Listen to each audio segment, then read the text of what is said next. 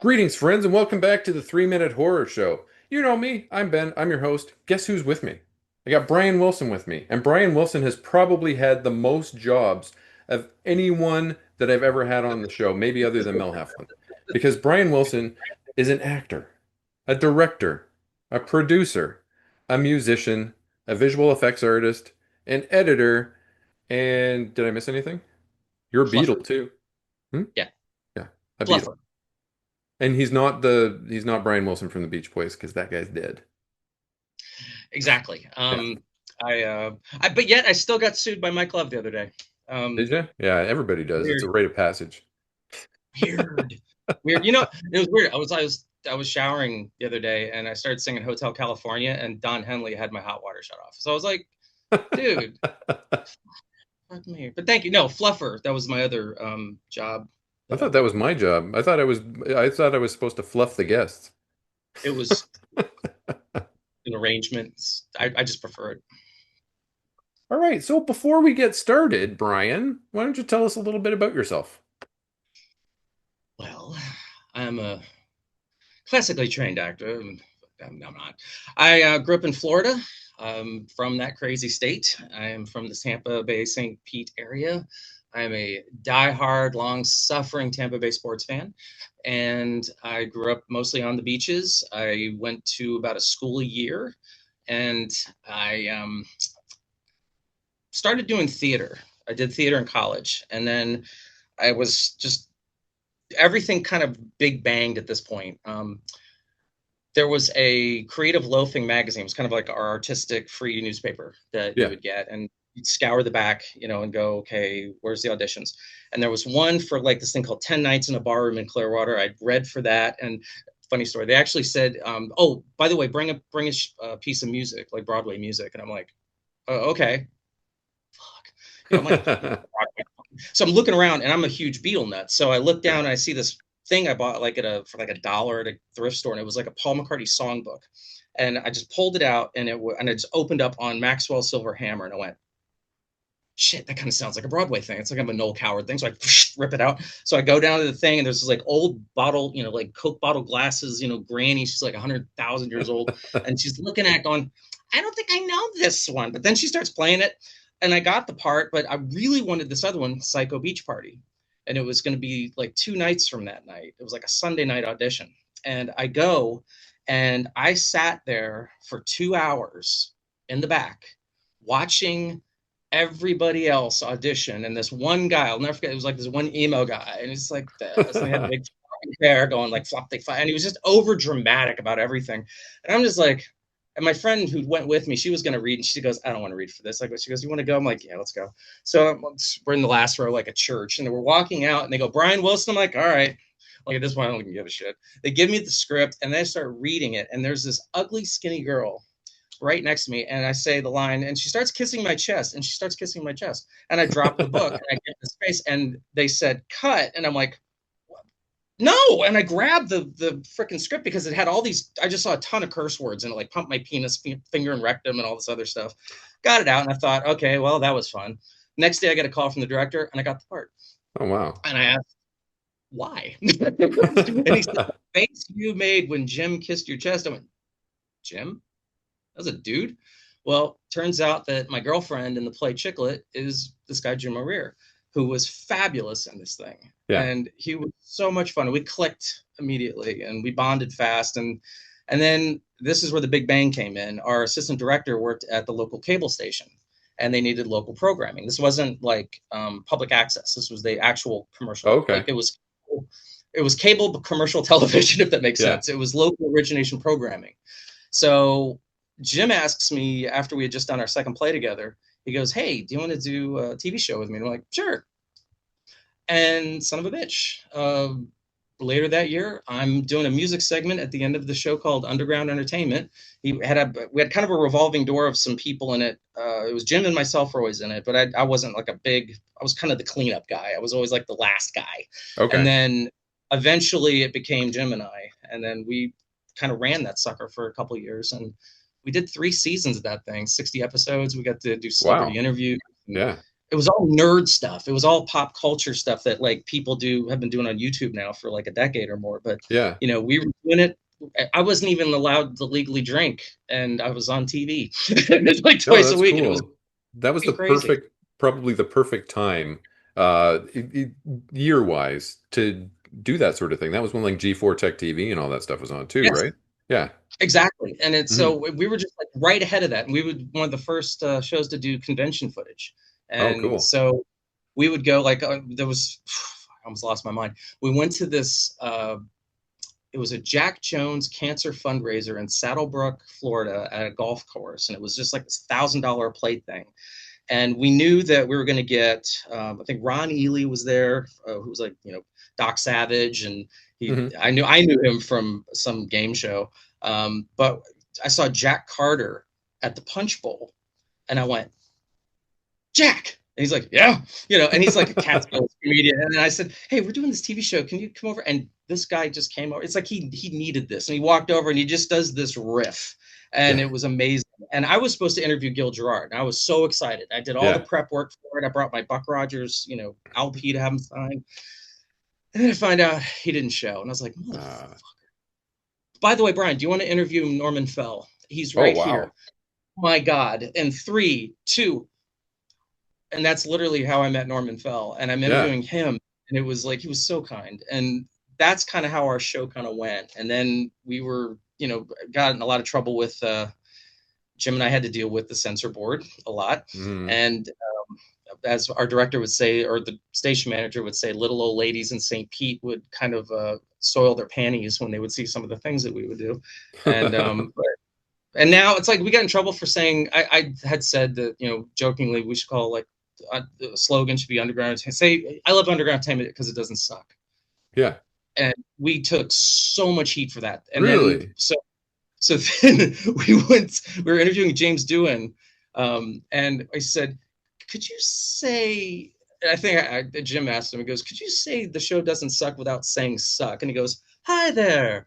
We watch underground entertainment. It doesn't inhale vigorously. And then boom, like getting called in the office again. So that because of doing that, it springboarded me to working with we were working with Arena Football at the time, which is really weird.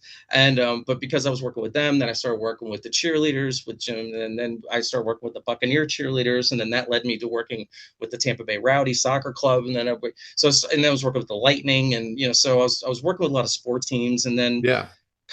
and at some point I worked in radio. And I was up in Jacksonville at a radio station, and we had a morning show remote from Epcot, and it was early too, and it was like 5:30 to 10. We did the earliest of the morning shows, and the night before there was a playoff hockey game. I had no interest in either of these teams. I think it was like Philly and Pittsburgh or Philly and Ottawa. I don't Okay. know. Yeah. It was a 7 overtime scoreless game. 7. Oh my God. And I started watching it like at dinner. I'm going, wow, that's kind of wild that no one scored here. And then I kind of started watching it when I got back to the hotel room, and knowing I have to get up really soon. And I'm like, I can't not see this. So I ended up staying all the way up. It was like 3 o'clock in the morning when I go to bed. And I go to make the phone call to wake me up. And then they say, what time do you want the wake up call for? I said, 4. She goes, PM? I went, no, AM. She goes, oh dear. So I'm dragging ass. And while we're there, we're supposed to be able to spend the weekend there. And I was really looking forward to just being at Disney after all this stuff. Well, Mhm. my assistant calls and says he can't find the prizes for the prize in the prize closet. Keep in mind, this is the smallest closet that is a closet. And I took like you would at a recording studio on a track and write Yeah. guitar. Yeah. Put tape right there, eye level, Saturday, prizes. And he's like, I don't see him. And I'm like, do you have your eyes open? Is the door open? I'm really getting mad now. And at this time, I hear this Beatles show start. And I walk over and I'm furious because this means I have to now drive in 5 o'clock rush hour traffic on a Friday up I-4, up 95.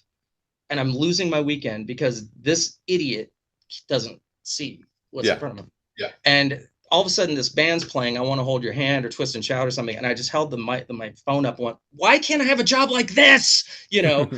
And when I got back, my our radio station got bought out by another company, and half the staff was let go. Very common.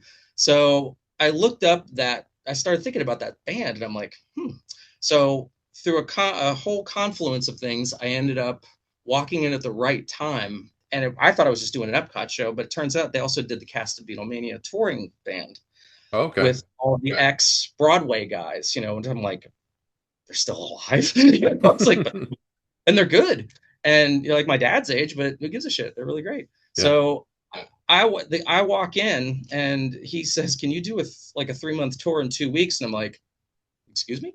Wow. And I did, and then I toured for about a year and a half. I was in Toronto many times. I performed in the Niagara Falls side, on both Buffalo side, on the Toronto side, or on the Yeah. Canadian side. The Canadian side. Yeah. Performed in Newmarket, Toronto Sky Dome, Queen Street, um, London, Kitchener, Windsor, um, several other little places up above, and then the best ever there was Canada Day in Peterborough, and this Wow. was just it was like 48,000 people or something Yeah. outside, something manic, fucking amazing. So did that for a while, and then when I went into Epcot full time, that's where I met my now wife, because she's from Northern Ireland, representing the United Kingdom, because it is not England, it's the United Kingdom Pavilion. And we played there in the little birdcage at the little in the garden there, and did that for a few years, and then kind of needed a change, and ended up fronting a band at Universal called the Vinyls, because this guy who subbed drums for us, he got the gig there, and he goes, "Hey, I just got this call for that thing you do, kind of 60s, 50s band, and I need a knucklehead front man, and I thought of you." I was like, thank you. And that was fun. That was a blast, actually. And after that, we ended up, my wife and I ended up moving back to my old neck of the woods, went to Treasure Island and kind of in the St. Pete Beach area there. And I got myself back into film and TV and started working on commercials a lot, and did a lot of things for a lot of different clients. I worked on American Idol season 6 somehow. Really? Really weird. Yeah. I ended up editing and making the final. That was before they bloated the thing out, but Yeah. they had the final show, and then they had like a review. I guess the results show was only like half an hour then, so they did that, and they wanted me to edit that and make a DVD out of it, and then also make a bunch of different little what we now call like reels, but this is before that. So I was making these little 15-20 second videos, just promoting it in 30-second Okay. spots, something like that. And a few years later, I end up looking at the calendar, and Jim O'Rear and I we'd been in touch forever. And it dawned on me, oh, Jim, it's gonna be like the 20th anniversary of Underground Entertainment.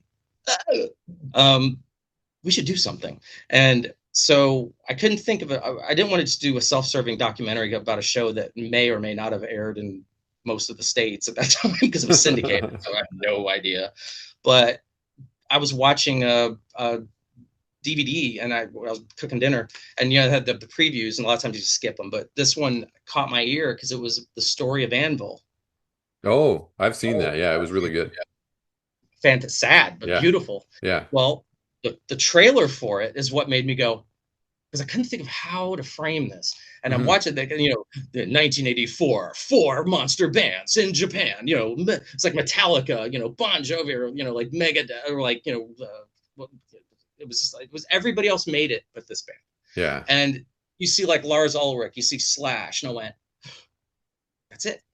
And I typed all this stuff down, and I pitched Jim. I'm like, what do you say we do a mockumentary documentary? It's half bullshit, half true, about the little TV show that changed the world, kind of thing, and influenced everything. And Yeah. he was in, so he was gracious about it, and he helped secure a lot of convention appearances. So we kind of got the band back together a little bit, and with that was the second big bang. So after doing that, that's where I met like people I'm still been friends for life with. I wouldn't have met Josh, and I wouldn't have done Chopping Block had I not done Yeah. that documentary. I met Josh when we were filming at Famous Monsters in Indianapolis. And then Josh calls me and he goes, "Hey, I'm doing this movie." It was a precursor. It was going to be what originally Chopping Block was supposed to be, Okay. which is far more bonkers. and it went through a bunch of incarnations, but ended up being what we did. And then after that, I met Joe Godden through that when we filmed at B Movie Festival, and Joe Godden owns the Skyline Drive-In just outside of Indianapolis, and it's one of the last remaining drive-ins in the States, and he's just kept that thing going, and he keeps expanding it, and Wow. his curating of he does the new Hollywood movies, but his curating of certain nights are just amazing. So if you're in the area, definitely go.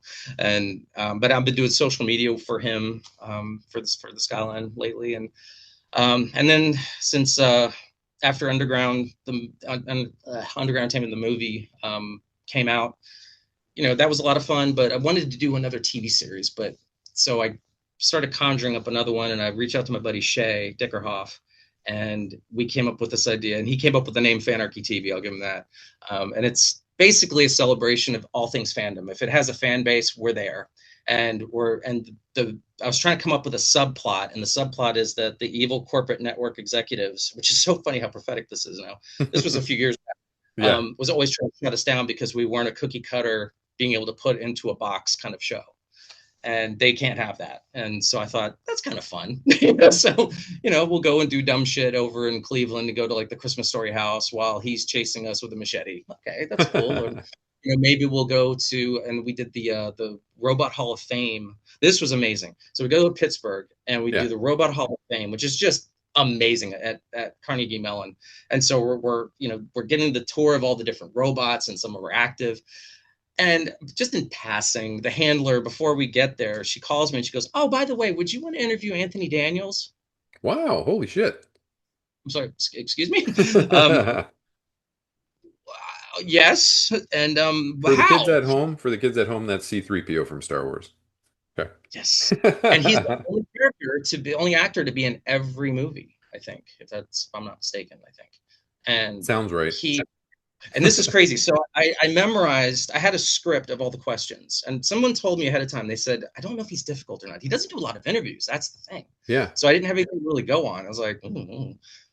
But my God, he was so charming. And this was the fun part. And I had my script in my back pocket of all my questions, but I didn't need it because I had memorized it, because each question was kind of leading to the Right. follow-up. So I Yeah. didn't have to, I don't want to be that guy. And Exactly. the best part, though, when I go, so tell me about, what was like, performing on stage at the Old Vic? Well, Brian, and I'm like, oh my fucking God, he sounds just like C-3PO. Like you think like, like the person's, he's an R2D2, he's a protocol droid, and he literally, that's him, that's his voice, and it was just incredible. And he was just so kind. He goes, I hope we work together again. I'm like, yes, I hope so. But no, he was just absolutely lovely. And so Fanarchy TV, we shot a bunch of episodes like just before COVID, and then a couple things like just kind of right after. And I'm in post right now. The first 3 episodes did sneak preview on Amazon Prime for a bit, but then we pulled it back because the distribution deal we got was very bad. And Oh, also the payouts in real time, Bezos was paying, I can't remember what it was. It's like 4 cents for every 4 cents a minute, or 4, and then it went down to okay. 2, then it was 4, then it was like a penny an hour, and it's like, Oh, fuck this. yeah. So I'll have 8 episodes of that, hopefully by the end of this calendar year, if not sooner. So I've been working on that. Worked on my own music, kind of in between the parts where I was at British Invasion and not. Was able to cobble together enough recording sessions to put my first album out, which was a lot of fun. I'm working on music again now that I've got my new studio here in Yeah, Northern that's Ireland cool. near Belfast, and right here by Bangor by the Sea. I love that we live in a town called Bangor. I So couldn't have here's a planned question that. for you. Your album, is it on Spotify? Can I link it in the It's description going to to this be. video? It's It going to is be going to okay. be.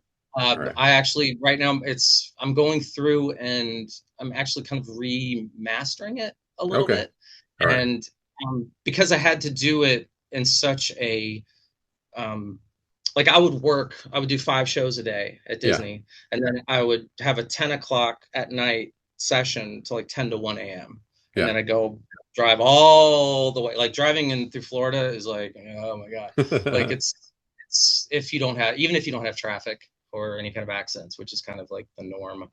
But soon because I've Okay. got my follow up, which I've been working on. It seems like since I don't know, since electricity was invented, and feels like but I'm forcing myself to stay on task and get these songs finished because there's some songs that I want to use potentially in Big Bubenstein Okay. because I went, wait a minute, that actually would totally work right here, maybe. Um, or the other movie the Banana Movie, which is a movie that my buddy Okay. Shay and I wrote the script on, that I really want to get made. It's this is going to sound hilarious. It's a comedy about mental health, dealing with trauma, PTSD, and depression. Doesn't that sound hilarious? But it's not. But it's done not in a sense of making fun of it. It's bringing light to it in a Yeah. way that kind of like in Dennis and Henry's Post-Divorce Checklist. Talk about a horror movie. Like my breakup scene when I was trying to explain, like, if you're making a breakup scene, don't make it like a Lifetime movie. Like, don't make it over melodramatic. Make it, Yeah. you can exaggerate, even though the lines, by the way, in my breakup scene, all that shit was said to me verbatim. Really? Wow. Oh yeah. But there was a way to make it funny. It's Yeah. like, okay, you still make it funny. So with Banana Movie, we've got like different characters, and Shay and I took our own traumas and went, okay, what's our damage? Okay, I got this, I got this, we both have this, you got that.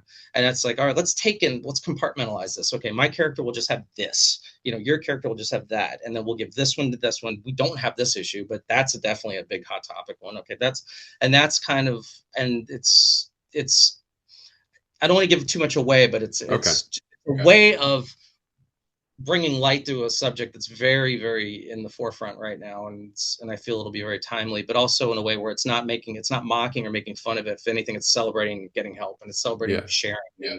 But it's also really silly and stupid, in a lot of ways, but in a good way. So Just to let everybody know, um, sometimes we can hear a bit of a me in the echoing in the background, but that's okay. You can just ignore that if you're the folks at home listening, because it's only sometimes, so that's weird, but it's fine. It's probably because you're 5 hours away from me, but or that's five true. hours time zone away from me. Yeah, Many, many hours away from me. Real, for real. I'm from the future. Yeah, I you're have from the so much future. to That's tell you. true. He's from 5 hours in the future, everyone. He can tell us Yeah, what's going to happen, and we can go on yeah. Polymarket. Uh, but this is not going to be one of my typical interviews where I sit down and I have an interview guide and all that. I haven't prepared one because I was told that Brian likes to talk. So we're just going to have a conversation here, but we will do a lightning round in the end. So Brian's going to Oh, tell us all about his life and all that stuff. We're going to have a fun lightning round at the end too, where I do get to fire quick questions at Brian and see how he handles them. But I just want to hear Brian talk. Brian's got all sorts of stories, all sorts of crazy stories to tell about working with Rupert Boneham, about about Big Bubenstein too. Let me do a little prefacing with Big Bubenstein here because I did have people involved in Big Bubenstein on before. I've had Mel Heflin on when we talked about it. I've had Jeff O'Brien on it, who I do a regular show with. That you've probably already seen if you're watching this channel. I've had the former director, Tyler Chemin, and the assistant director, Lydia Manson on. Unfortunately, there has been a bit of a shakeup. Tyler is now off the project for reasons that we won't get into. But the project is continuing on in Jeff's original vision with Mel Heflin at the helm and Brian as the assistant director. Now, that's all I can talk about right now regarding that. And then Brian can talk about whatever he wants. But now, so people know what's going on yeah, because it hasn't been, it's kind of been playing out on social media a little bit, but we're not throwing mud around or anything like that. We're not blaming anybody for anything. We're just going to talk about what's going to happen next. yeah. Yeah. And it's actually what's actually exciting is Mel and I are going to co-direct this thing. Oh, okay. But Sorry. I no, no, no, no, no. I want that was just something we both agreed on because and it's funny. I've co-directed almost everything, and even with Banana Movie, I'm scheduled to co-direct with Shay. I like co-directing. I love yeah, it because it's because if it tanks, you have someone to blame. No, yeah. it's Can you do me one favor, quick before you what's continue, that? and wave your hand in front of your camera because you're blurry. Oh no! Hang on, Okay. hang on. Mm. People want to see your lovely face. There you go. Now you're back. Okay. Sorry, continue. But the co-directing is the reason I like it is I'm a born collaborator. Like Yeah. I wish I could be like Prince, where you can fucking do everything yourself. But unfortunately, you need help sometimes. And Yeah. I find it's so much more satisfying when you've got other like-minded knuckleheads that you can, work on. And especially in this case with Boo and Center, like I wanted Mel to direct it, period, Yeah. because she's the champion of this film. Like she's the reason this thing is even going to be a film. Because first, Jeff writes this great book. Mel gets the opportunity to read the audiobook version of this, which is just insane. And then as Yeah. she's reading this, she realizes all of the similarities of Adelaide to her own life and Hmm. all these other weird, kismety kind of things that happen parallel to this character that she's dealt with. And who can't understand what this woman's going through. And, so after me doing the audition last year, and I actually auditioned for the Doctor initially, um, and then but then I saw Clifton's afterwards. I was like, I nailed this, Yeah, he's really and, good. and he was fantastic, and I can understand the thought process, and but it's in such good hands right now because it's Jeff's staying with his vision, but he's also what's really nice is he's allowing Mel and I to contribute. He's Hmm. not one of those people that's like, no, it's mine, and I don't want to hear anybody else's ideas. It's like, I'd pitch him something, and he'd go, or I'd say, I think I have an idea. He goes, oh, let me hear it. Like Yeah. that's Jeff. Love That's this how guy, he is for real. and Yeah. he's just so kind and so funny, and I was writing a couple of little things. Mel and I brainstormed a couple of things, some ideas, and so as I was writing some of the dialogue, after I was trying to decipher my own beautiful mind chicken scratch notes that I was furiously writing while Mel and I were talking last week, I kept thinking to myself, all right, WWJW, what would Jeff write? How would he say this? How would he say my character's lines? Like, how would he say? And he's Did you very do the Boston accent? oh yeah, kind of the car and yeah. It's funny, and not to jump for back to Dennis and Henry, but the weird interlude with the cops. Yeah. I just defaulted into this. Yeah, my partner there is. I don't know why. I just kind of went into this like kind of Boston-y, Cliff Clavin-y Cheers like voice, but it was like fuck it, run with it. It was early that day, but yeah, with Bubenstein, like we've got things. We've had to overcome a lot of stuff, and Yeah. but the we're just there's no point in saying, like you said, we're taking the high road because there's Yeah. no point, and it's this. The bottom line is we're just going to make the best film possible, and it's going to be. This is for Mel. Like this is Mel's showcase. Like this is Yeah. her. This is like her. I don't want to say her breakout, but it's like this. This No. is this is the role she deserves, and this is and Jeff also deserves to see his first film adaptation be done with care and done with the same care he makes his books and writes Yeah. his stories. And so like we're not going to Disney the fuck out of a Star Wars with him. So we're going to I went there, but we're going to do it with absolute just everything we've got, and Yeah. we're actually got some good footing already. So we're starting to put the cast together. We've got some fun fantasy football casting ideas that we're going to reach out to people over the next 2 weeks, getting a good solid crew together. And like I said, the location, will be convenient for everybody, and it'll be, we're hopefully we'll be about a year out. You're about a year out, I think, at this point. So it gives us plenty of time to get our ducks in a row. Yeah, for sure. Yeah, sure. Mel's passion about the project is what got me involved in the first place, or got me interested in doing whatever I can to help push it forward. So that's what I will Mhm. continue to do. I believe in the project. I believe in Mel.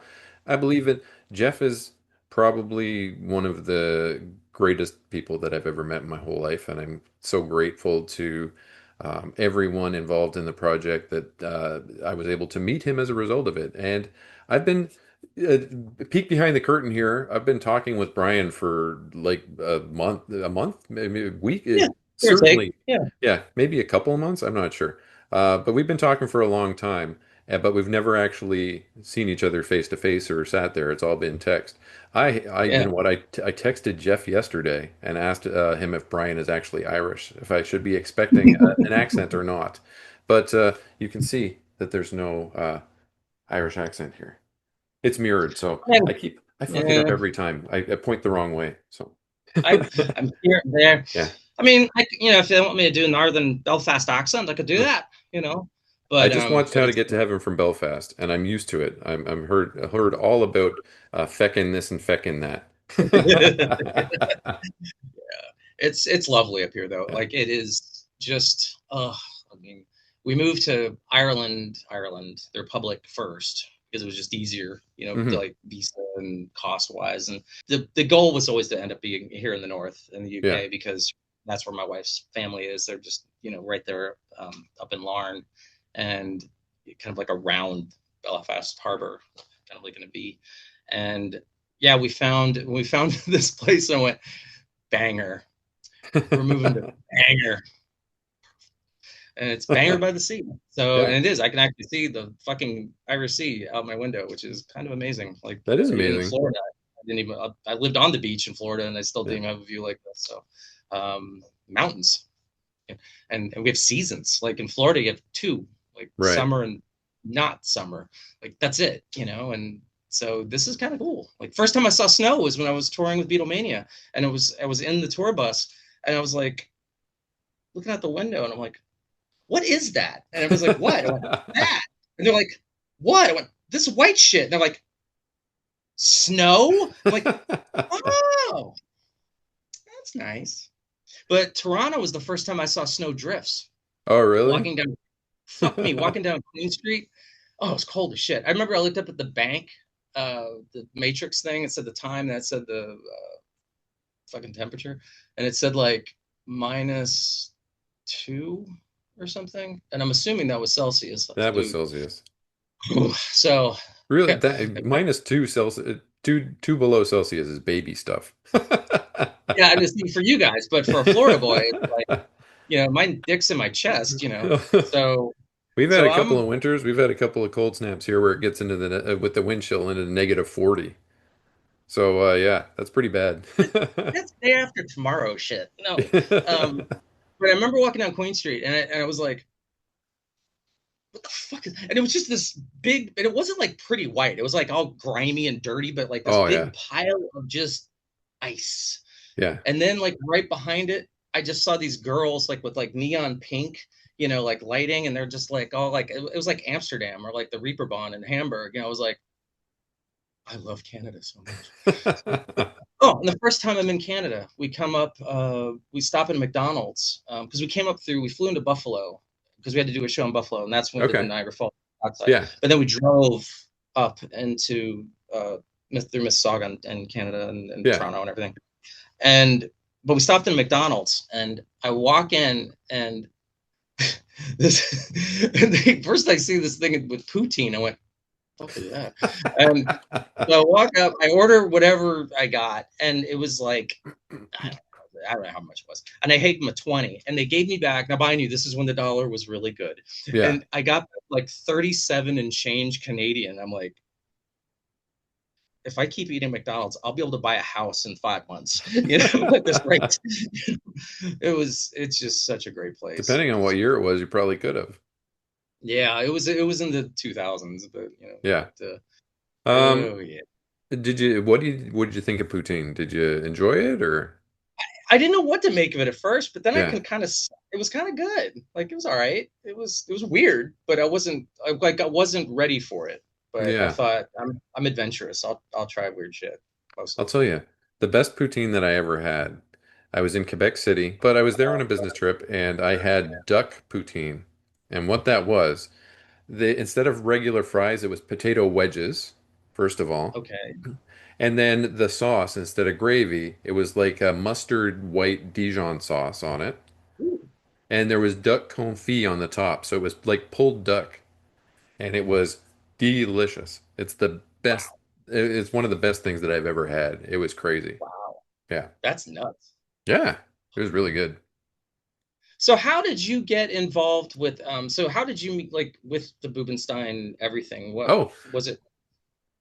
so what happened was, um, before I started doing all this YouTube stuff, like I was doing movie reviews, I on Letterboxd, and people thought they were funny, and so I decided, you know what, I want to like, I did one for Children of the Corn 3, where I talked about the giant corn penis dragon in it, and people loved that so much that I decided I need to show people this penis dragon, right? So if I want to show people the penis dragon, I got to start making videos of these things. So I started making the videos, and then I was part of a Facebook group of weirdos that just so happened that one Marcus Cook was a part of as well. The special effects designer from Florida initially, a genius, blood, guts, and gore guy, Marcus Cook. And the way we came about this is there was a day when somebody was talking about the movie Sweatshop, and I was talking about how gnarly the kills were in Sweatshop, and then Marcus pipes up and says, "Oh yeah, I remember doing that. It was a lot of fun doing that one." I was like, "This is fucking Marcus Cook, the special effects guy from Sweatshop, and I've seen like 100 of his movies in this Facebook group that I'm a part of." So we started talking. He watched a few of my videos and he liked them, and he said he wanted me to be able to differentiate myself from the other channels out there. So he said, "Why don't we do an interview?" Like, I don't remember who came up with it. It was either him or me. That I interview him on the channel, talking about 100 Tears and then his career, like his blood, guts, and gore stuff. And that was the springboard for me. So having Marcus on the show and interviewing him and doing a good job legitimized me to get first of all I a few filmmakers in Edmonton and Saskatchewan in Canada, and then I had the star of the Canadian grotesque movie on, Elizabeth Chamberlain, and Nice. then yeah, and then I talked with I had already had a conversation with Steve Radzinski because he I I was a bit of a little asshole, and this is the exact words that I used when I talked with Steve. I was a bit of a little asshole when I started reviewing movies. You know how some people like to be real Mhm. snarky for no reason. So I was Right. doing that kind of thing. And he took umbrage with something that I said in one of my reviews. And it wasn't about the quality of the movie or anything. It was about how I made a mistake in my assessment of his political views. And so from there, we had a conversation. It opened up a dialogue. I had Steve on. We talked for 2 hours. And then from there, he said, "You know what? You know who else really loves Christmas because it was still Christmas time? Mel Heflin." So I reached out to Mel, and Mel came on, and Mel would just happened to be the funder was starting for Big Bubenstein. So she was like, "Yeah, let's do it." And we hit it off big time. And I mean, ever since then, it's just been, I've met so many people through my friendship with Mel. It's insane. It's been a real roller coaster.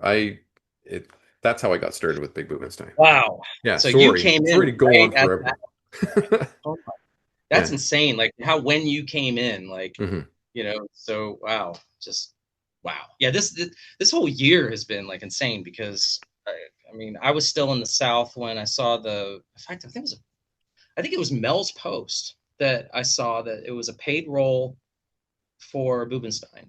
Hmm. And I still have it. I'm looking right at the casting thing right there.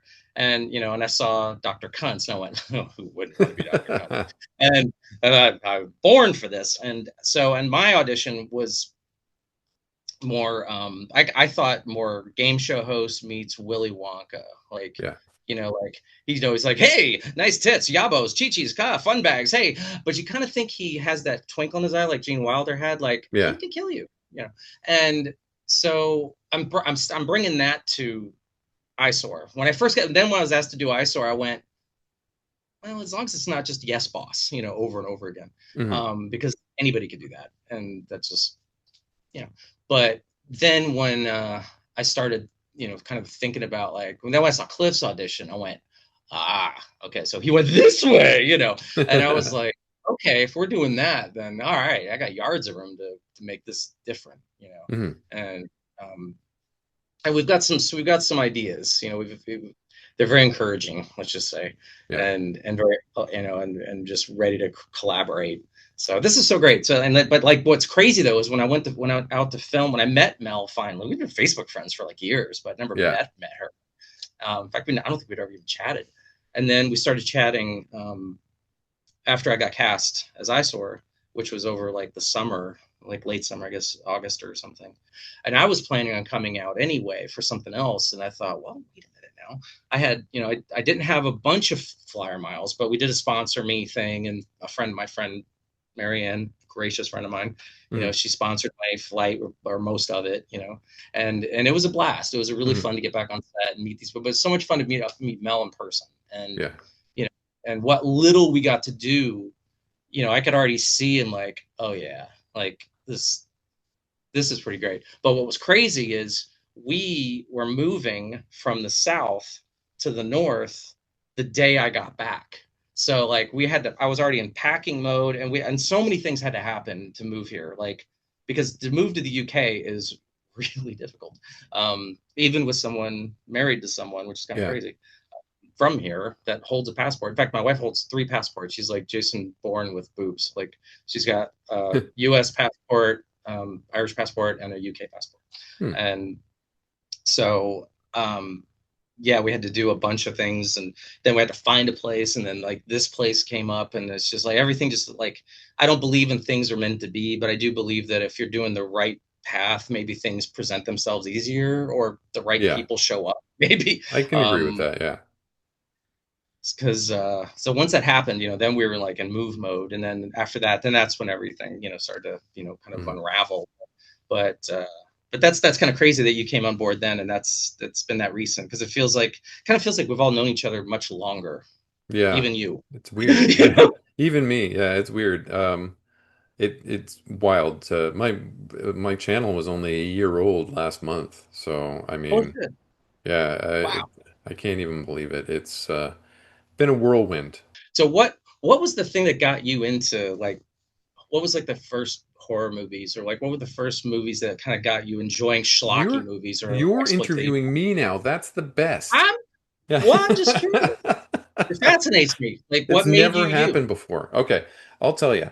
So, my mother, um, very like Anglican Christian woman, very spiritual, not too churchy, but very spiritual, very religious minded, used to love to watch the worst horror films.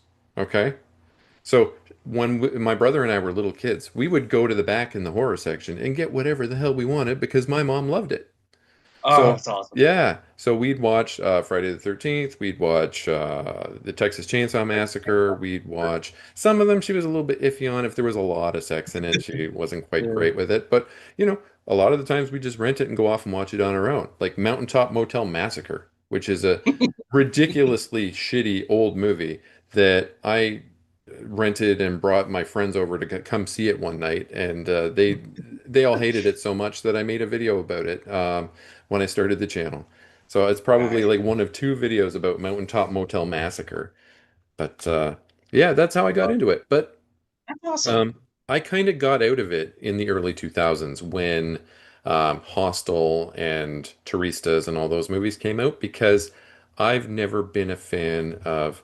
Now, I called Hostel torture porn at the time, and that's kind of a derogatory term for what it actually is. I never gave it a chance, but I don't like movies like the Japanese grotesque, where it's just torture for torture's sake, and there's no Right. stakes, Yeah. and there's no character development, and you can't Yeah. really get behind any of the characters because all they're doing, or the Japanese guinea pig movies, Right. where it's just straight torture, people Yeah. getting hurt, and then that's the end of it. I can't get behind that. August Underground is Yeah. another one that I really can't stand, you Oh my know? God, that's just Mhm. suffering. It's just, Yeah. yeah. But so I kind of got out of it, but then I had a coworker named Jackie who set me up with some movies, and like she lent me the original Suspiria, the Dario Argento Suspiria. I hadn't seen it at that point, but holy shit, did that ever respark? It rekindled something within me when I watched that movie with the Goblin soundtrack and all the Mm, colors and all of the mm. holy smokes. That just started me back up. And then COVID kicked it into high gear when we were locked in the house. I just started I'm going on every streaming service I could and watching every horror movie I could. Nice. And how about Got the you? bug Let's back. hear your story now about horror. So when I was raised primarily by a single mom, but my parents were married, but I hadn't seen my dad. At least I Oh, didn't remember seeing him because he was in the army. He was overseas in Korea. And so when he came back to the States, I was like three, maybe turning three. And of mhm. course I'm like, who's this guy? Yeah. And my mom she was the one that took me. We'd go to the beach all the time. And, and so we lived one of our first early apartments. We lived right behind a drive-in in Largo, Florida. And this is what you take a kid to go see. I'm in Yeah. the back seat. I'm supposed to be asleep. And so they were having like an exploitation night, I guess. So Oh, they're nice. re like old exploitation movies. And so they were showing the original Last House on the Left, Oh, Wes Craven, and then Flesh Gordon. I remember every fucking thing about those movies because it was just an assault, and I remember like when the in the Last House on the Left when they stabbed the one girl, hmm. when they're holding her up, and I remember my mom going, "Oh," like she was, and then Flesh Gordon, I'm just like, and my dad's going, "Get your head down, get your head," and I'm like, "Fuck that," like like whack-a-mole in back there, and I just see like, and I just remember the Penisauruses. I remember the monster coming out, grabbing Dale and going, "Oh," and pulling her top off and shaking, and going, "Your titties." Finding out later that voice was Craig T. Nelson, the actor from Really? Poltergeist. I didn't know Yes, that. and I found Coach. out much. Coach in the Yes, flesh. Yeah. yeah, pretty cool. So like that, that's a pretty good start right there. And Yeah. also, growing up in St. Pete, Tampa Bay beaches area, we had from 2 to 5 on Saturdays, we had Creature Feature, and the host was Dr. Paul Bearer, and he was amazing. And he was like one of the, and everybody's got their regional favorites and stuff, like, Yeah. but if you in the Florida or that, I don't even know if he was syndicated anywhere else. I hope he was, because he was kind of like what Elvira became, to with all the puns. Like he would have like, we have ghost toasties, or he'd have the invisible woman in a bikini with a shitty invisible effect. And it was so trashy, but it was fantastic. And I met him in person at a parade when I was like 8 years old, and he was just nothing but kind. But he would always show just two movies. It was just Yeah. edited down. So from 2 to 5, and I would, man, if I got a Godzilla movie or any fucking kaiju rubbery Yeah. monster slugging out over Tokyo, I was in heaven. But then I got turned on to the pre-code Universal monsters, and I was like, oh, holy shit, these are good. And then there was one that scared the bejesus out of me, and it was, I think, called God, War of the Gargantuas, and it's a kaiju one. And it scared the shit out of me. And it was like, there was, probably in hindsight, it would probably be ridiculous, but when you're like 7 years old, this freaks you Yeah. out. I remember there was these kaijus are just, slugging out. And then they're in a hospital, and there's this really cute Asian girl going, the whole, and then she's standing by a window. I'm thinking, run. Yeah. What are you doing? But he puts his hand in, grabs her, eats her, and spits out the dress. And you just see the dress go, thump. And I was like, I think I've got a copy of that kicking around here somewhere where the oh, Gargantuas. I need to see. Maybe we'll watch that together and do a riff on it. I don't know, but God damn it, and then, but so that's kind of where it started, and then like with you, I saw like, Yeah. well, cable would introduce me to Friday the 13th, the sequels, and then I got this. They reran. This was just amazing. Some of these local theaters in St. Pete, we had so many theaters at one point. They reran the original Night of the Living Dead on one Friday. The next Yeah. Friday, they did Dawn of the Dead. And this is in the 80s, and Yeah. it was just, but it was amazing. And then all of a sudden I'm getting hit with like The Thing, and just in every Yeah. John Carpenter movie, everything, just practical effects city. And just there was but the big one, the one that just completely is one of my favorite movies, just period. My mom took me to the drive-in and for my birthday, and we saw Creep Show, the Yeah. original. Yeah. And Yeah. oh my God, like, talk about bonding with a movie. Like, I've owned it in every format. And when, fast forward a few years, when I asked Claire, my wife, out on Yeah. our first date, sheepishly. I cooked her dinner in my little tiny apartment down from Disney, and we watched Creepshow because I just wanted this. It was like a litmus test. If she Yeah, survived gauging. this, Yeah. we're good. And she did. I'll, So I'll tell you, when I was in sixth grade in like 1988, and I remembered this time because Jeff asked me before what I was doing in 1988, and I fucked up. But the answer, because my math was bad. But in sixth grade, when I was 12 years old, six boys, myself included, all rented Creepshow for our birthdays and had everybody over to watch Creepshow. And so the same kids, mostly the same kids, there were a couple of stragglers in and out from different families and that sort of thing. We all watched Creepshow at our birthdays for that one year. The original. that's awesome. Yeah. It's just it's so it's just so good. Like Yeah. the effects, the story, the combination. Like I'd never seen anything like it. The use of primary colors that were Yeah. so dominant that would change for the emotion. That's where I learned that early, and I was like, oh my god! Like I remember when I took my one and only film class, which was really not much of a film class. St. Pete College didn't have much of anything, but that's all I could afford. So, but I took it was like film appreciation or film 101 or some dumb thing. Yeah. But Professor Gallagher he was really cool, and he'd bring in the actual projector, and we would Mm. watch like he said, all right, who likes Star Wars? Big nerd. He goes, all right, how many people know Seven Samurai? I'm like, so we watched Kurosawa's Seven Samurai, and I Yeah. got it. Oh my god! But at that time, I'd already been working for a year on Underground Entertainment, so I understood certain lingo. Like when he said, "Do you know what aspect ratio is?" And all of a sudden, I realized after about the third question, I'm that guy. I'm the nerd going, "Ooh, ooh, ooh! I know this." Oh fuck! And he stopped me and he goes, "Hey, quick question. How do you know all that stuff?" And I told him about the show, and he goes, "Really? When's it on?" I said, "Well, it's on at 6 o'clock on Thursdays, Channel 9, and on Saturdays after high school football at 2."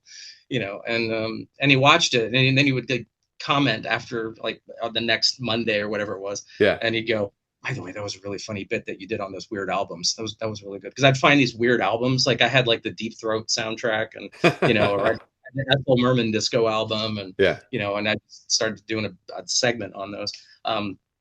But we had to do we had to do like film. They were sort of research papers, but they weren't very long. But we had to pick one aspect of a film, just one, and you couldn't repeat it. And I chose Creepshow for color because of just the use of it, because it's just so Yeah. comic booky, but it was Exactly. effective. Mhm. And like Eraserhead, I chose the sound design because it's so noisy and it's unsettling, and Mhm. like movies like that. That's where I really started. Like there was this one video store. Oh God bless this guy. I have no idea what his name is, but he was like I feel like he's a guy that ended up getting raided for like something nefarious, but Oh, he yikes. was just like he was like this big, kind of like a Jabba the Hutt looking guy. He was like this big bald, kind of gnarly guy, but he had kind of a weird voice like this, and he would say, "Guys, go, we just got in a reanimator." And I'm like, "What's Mhm. reanimator?" Well, you know, I found out. And then we walk back in, he goes, we're like this. He goes, "All right, now you got to see From Beyond."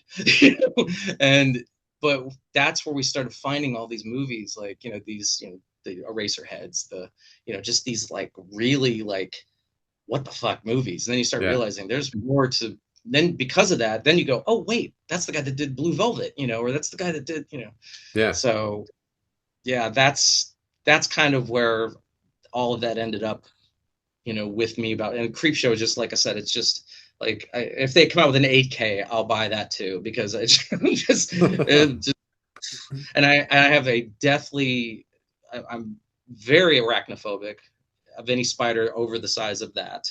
Um, Anything smaller than that, fuck them. But like anything bigger than like a Triscuit or a Ritz cracker, I'm done. But cockroaches, like flying. Florida, Yeah. they fly in Yeah. Florida, and they're mean, and like some of them have piercings and tattoos, and they're just horrible. And I remember growing up, when you're in Florida, they're everywhere. They're So ubiquitous to the area. Yeah. yeah, so when that scene at the end with Epson Pratt, Yeah. and oh my god, and then you seen the Just Desserts documentary about how No, they I made haven't. Creepshow? No. Oh, oh my gosh, I can't recommend it enough. I Okay. don't know if it's. I'll look and see if it's streaming anywhere. But I bought the Blu-ray of it, and it's 2 hours of just behind the scenes of how they made the movie. That scene alone with the cockroaches, those are real cockroaches. I think they were union, and but they had the way they had to dump them, and then where the camera. Oh, I was like, oh my god, like oh no. But it's just you appreciate the stuff even more, like just Yeah. how good it is, just so good. But yeah, You you grew up in a really good area as far as or underground film is, because like there's a huge scene, and there has been since at least the 90s, yeah. underground cinema scene in Tampa Bay area for definitely for sure. That's like where Tim Ritter and all those guys got Tim started, isn't Ritter. it? Yeah. I was just gonna say Tim Ritter Yeah. was kind of our grand champion, for a while because I Yeah. remember thinking he's making VHS movies like they're on tape. It's like, but these are kind of good, like in these really raw. Like if you could look past the technical flaws of things, you could there's some really good stuff there, and Yeah. yeah, that's it. That the Including Florida scene was going good, and then it just kind of I don't know. Before I left in like right in 2024, but it was it was just a strange vibe like I then. I Like think COVID broke a lot of things. I think it, COVID, yeah. I think it was it the same absolutely here, honestly. But yeah, that first Truth or Dare movie, first appearance of young AJ McClain from the Backstreet Boys. right. I remember telling someone about that because Yeah, when we were doing, I recorded a song. I've recorded songs for my next album, which has been like perpetual. It's like I should call my next album Eventually or something, but it's I recorded with my old producer, and he at the time he was running this particular studio. And when I walked in, and it was in Orlando, and I walked in, and I see this just it's every boy band. I see there's Britney Spears. I'm like, wait a minute, because on the outside it didn't look like anything, but when yeah. you walk in, it's this is something. And I'm like, Dave, what? And I'm pointing. He goes, yep, they record here. And I went, I'm recording with what they did Justin touch this? Oh my gosh. But yeah, so it's my album's gonna be very strange because I'll have things recorded in so many different locations, but all kind of mixed here. And hopefully my new producer Chris Capozzo will help me mix all my stuff. Yeah. Shout out to my And buddy. you're gonna record it in there in that studio that you're in right now?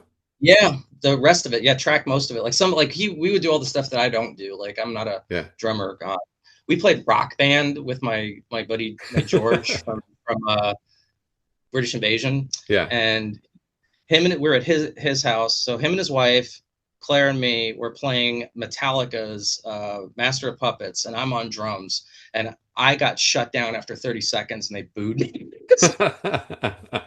And Like, that all was a right, fine. Lars Ulrich song too. Jeez. I know. He sued me just now. Shit, just got a lawsuit. So, um, but yeah, so I would have like Dave or Chris, and then they'll do, and Chris and both of them are just ridiculous musicians. They could pick two rocks up and make music, and but like I would have Chris or them do the drums. I'll do drums. I'll program them. I'll have like real drum sounds and stuff. Yeah. But sometimes you just need a human and just to do the vibe. But yeah, I'm gonna try to track as much of my nonsense here. Got my keyboard, got guitars and You got a lot of microphone. guitars. I can see them. Yeah. Yeah, it's not my workhorses, but yeah, this is so much nicer. Like the place we just moved from, I was up in a converted attic in Oh, Malahide in Dublin, and it seemed okay at first. I tried to make it work, God knows, but when it was so piss poor put together, and it was an apartment too, so there was a lot of noise. So it's like yeah. we had like three levels, but there was someone below us, but she was like 86, so I don't think she heard shit. But then the people next door, them next door, we were right in between, and then there was people across, and there was always construction going on. So I'd be like in the middle of starting to do a take, and I was trying to do an audition, and this Yeah. one particular audition, oh my god, they were looking for an American in Dublin, and I'm like, That's you. That's what and you are it was or were. I did. So it was for a James Wan film. It was a Oh wow. they contacted me. I know it was Atomic Monster, and they sent me the script sides, and it had my name like half opacity on the diagonal. I'm like, like this, spelled my name right too. And so I'm getting ready. There was a big chunk of dialogue, almost done, and I mean, it was about a 4 minute bit of dialogue, Yeah. which doesn't sound like a lot, but when you're just yourself talking, it's like it's a bit. I was on the last line, and then that between it was so many home alarms, which is not a good sign, went off, and they are loud. And it's just so you got this take of me going, yeah, da da da da, woo, fuck. And it was a good take too. I did, and every time I tried to replicate it, I kept screwing up, and I never got as good. But yeah, it was crazy. And it plays, and I kept hitting my head, or I'd hit headstocks, and half my guitars have white paint on the headstocks.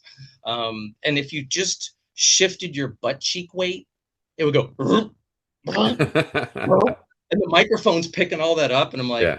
this is hopeless. So yeah, when we moved here and I saw this, I was like, I cried. I mean, it's so much space, and it's like I have everything's nice. I've got this robust, studio setup now. I've got my amps out; they're not hidden, and I can and we're in a house, so I can Yeah. crank it up. So thank God, I'm not even wearing pants right now, and it's so. Oh my I God. feel like a person if I can tell you that, Yeah, you can. I mean, yeah. Friends crank their hogs with each other, I guess, right?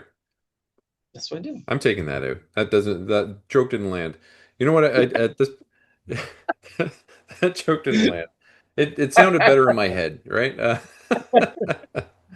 What this is where I'd put a picture of Peter Bark, a little scene of Peter Bark, from Burial Ground, where he's at the table and he's just like, and then I put crickets in the background.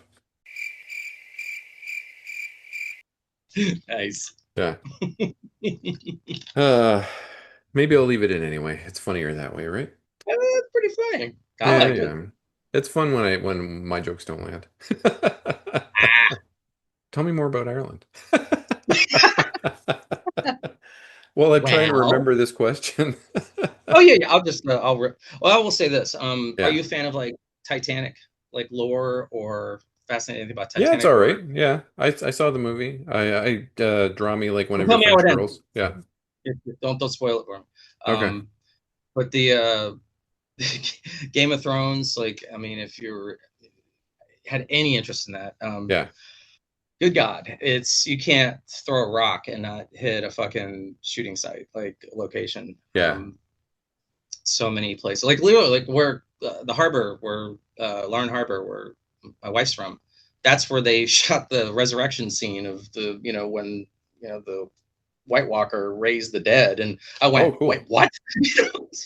And that And we was were when on it a was still Richard Brake, right? When Richard Brake was still yeah, yeah. Oh my God. He's one of my favorite yeah, actors. This freaking oh, guy. it's so great. And we were on the train coming down from Belfast into Larn town, Yeah. and I could see, and I can't remember the name. I can't pronounce half the fucking towns here. Macklemore. It sounds like you're Fleming something, but Macklemore, there did you was say? like Is it like the thrift Matt, shop Matt, guy? yeah, I like that. Yeah, it's Okay. Macklemore, but there's a lot more stuff. But I could see through the trees because it was winterish time, like all the leaves were down. You could kind of see through there. There was this enormous fucking green wall, and I'm like, "Is that the wall?" And they're like, "Yeah," and I'm like, "The wall." It was like right there. Yeah. So yeah, there's like shit like that everywhere, and it's pretty cool. It's pretty cool, and the people are nice, and Yeah. the food is mostly good. Like the food's really good. Like I'm just trying to find. Like it's funny now. I'm the one trying to find my comfort foods, whereas my wife Claire was trying to find those in the States, which was a lot easier in a way because there's so many like expats and Brits and Irish that emigrated. Right. So a lot of that stuff. If you go to a Publix, shopping, your grocery store in Florida, they have like international aisle or like a British aisle, they'll call it. And she would find all her stuff. Of course, something that would cost like, what she'd say like 99p here is like, $4. But I'm like, I don't care. It's what you want. But now we're doing the reverse. So it's like Yeah. the sand, like, all right, one of the reasons I jokingly say, but it's not joking. One of the reasons we moved from the south to the north, we're in Belfast. I love Belfast. There's three cities I fell in love with, and they're all kind of similar, and they're all kind of about the same size. Was Belfast, because I came here all the time, and I just vibed with it. I just Dublin, I never bonded with. Dublin is fucking chaos, and I Yeah. have been to New York City and Chicago in like the busiest times, and no, And it doesn't Dublin compare? Wow. Dublin is just nuts. Like it Okay. is. I don't even know how to. It's like take Times Square, set Mhm. everybody's hair on fire, and I don't know how else to describe it. Like it is just so mentally chaotic and congested and just and and I hate to say it. It's just not like it's not.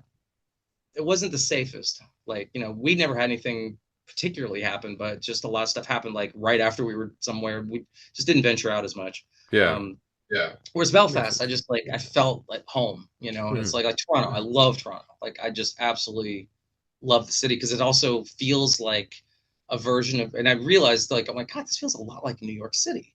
And I asked someone about it, and they said, yeah, Toronto was found like the city was planned by the same people that developed Manhattan. And I went, that makes a lot of sense because St. Pete downtown is very similar. It doesn't look like it, but the way it's structured with streets and avenues, north, south, east, west, all that stuff is the same. So I was kind Yeah. of used to that. So it felt like because I walked in St. Pete and I was very used to that. I could triangulate stuff in my head if you said this avenue and that street, south or north or east or west. I'd be like, oh yeah, that's right there.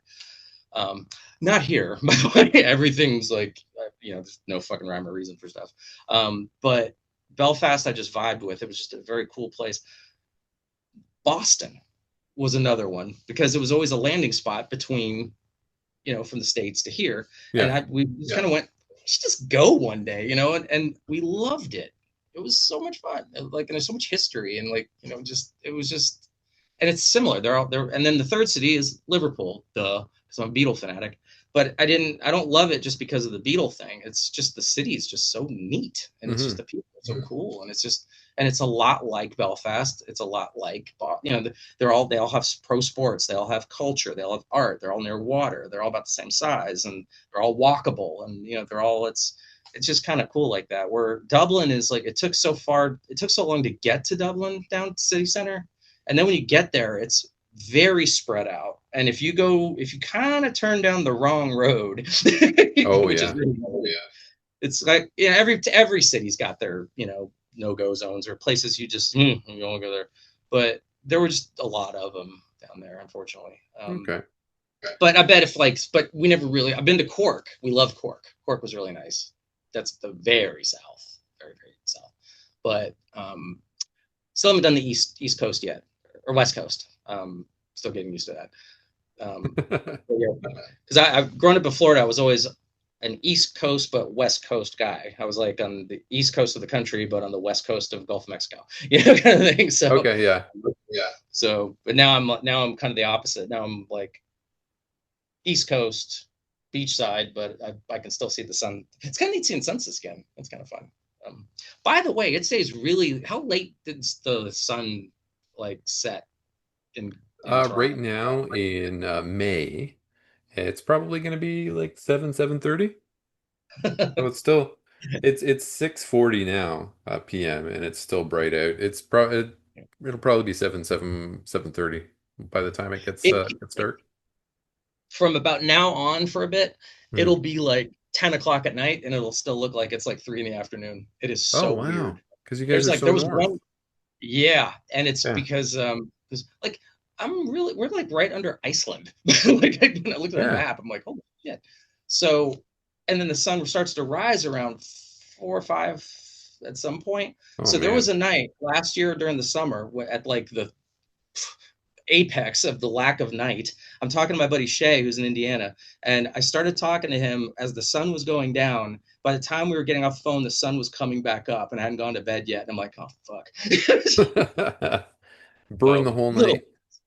yeah, but little things. But we found like a Cuban sandwich place in Belfast, Oh, which is that's one of my cool. favorite sandwiches. Oh Yeah. my god, like that was the reason I jokingly said we got to move to the north now. Like if there Yeah. was no other reason, this That's like a because Florida it staple.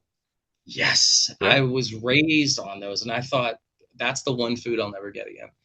And I was wrong. Belfast had them, and they're the best ones I've ever had. And now I've been like reverse engineering everything else I'm trying to think of. Like, okay, eggnog. I love Christmas and I love eggnog. Do they And do like, eggnog there? No? no, Oh they know of no. it. They know of it, but they Oh, don't. They don't have it. So I have to. But my wife found it on Amazon, and it's not bad. I okay. doctored up a little bit, but it's all right. My son But will they, never go there if there's no eggnog at Christmas time. I'll have it. I'll have it in stock. So. Yeah. You're good. You guys can come. Yeah. And yeah, tonight I made an Italian sandwich just like Jersey Mike subs, and it was just as good. So that's why I thought there was Jeff O'Brien and I were twinning today because he posted a picture of his gabagool sandwich. I'm like, I just used some of that. Plus, I use Genoa salami, I use pepperoni, I use ham, provolone. So what kind of stuff are you trying to avoid there? Because I'll tell you something. I've seen some unhinged British food on Facebook. Like stuff that you get at football stadiums where it's like, this is our mushy pea sandwich, and it's just like a Oh green no, glob on no, top of like a no. small sausage or something. That's pre-chewed peas. Um, that's I try to avoid like I don't do mushy peas. I don't do I've never had haggis, and I just don't think I could bring myself to it. I don't know because I could see Scotland from on a clear day, which is Oh, weird. really? Um, That's cool. yeah, Yeah. I was like, holy shit, that's Scotland. Um, but yeah, I don't do certain like blood pudding. Oh, yeah, that's gross. It just sounds Or head cheese. no. Head cheese is nasty too. Yeah. It just didn't sound good. Like Yeah. it's it starts to sound good like as an activity, but not as no. And no, I'm trying to think of other no food things. Oh God, there's something with hmm, I will say this: they have an obsession with putting mayonnaise with something and calling it something sauce. Like they had, I got a burger and it said burger sauce. I'm like, all right, and I'm like, what is that? And they said, oh, it's burger sauce. I'm like, what is burger sauce? It's ketchup and mayonnaise. I'm like, no. And they do this with other things. I'm like, no, no, this is not how it's supposed to work. Did you ever Um, put mayonnaise on a burger though? Mayonnaise on a burger is no, good. Oh, I really? don't. I don't like that. That's just Oh, me okay. personally. I All like right. mayonnaise. I like. If actually, I know people are going to lose their mind, but I'm kind of a Miracle Whip guy. Oh, okay. I like the tang. So I was trying to replicate that, and then we had I tried this before, but because they didn't keep, there's a lot of stuff they don't refrigerate over here too, like ketchup. Okay. So Yeah, that's interesting. I, okay, I'm all right. So I they had this thing called salad cream. Oh, Kind of yeah, I've heard of okay. that. Well, I had two, and when I first tried it, it was very runny. And I went, oh God, no. But then I tried it. I gave it another shot, and I chilled it this time, like nature intended. And when I put it on like a sandwich, I went, oh my God, that's Miracle Whip. Yep. It's a little less, thick, but sure, that's all right. But yeah, I'm trying to think of the other weird shit because there's weird shit over here. They love like there's a lot of like kebab stuff and a lot of Hmm. um like I don't know. But I'm kind of blanking right now on I'm trying to like do a grocery shop in my head right now of like but on the flip side, I found some really good stuff like how to make like I miss French bread pizzas, like or things like that. So we found this ciabatta bread that they got. It's garlic bread, and we just make homemade pizzas with that. It's dynamite. Making smash burgers. Yeah. I got one of those things to make the Okay. smash the Yeah. like a so good, so good, so good. And right now the weather's been kind of amazing. Like Really?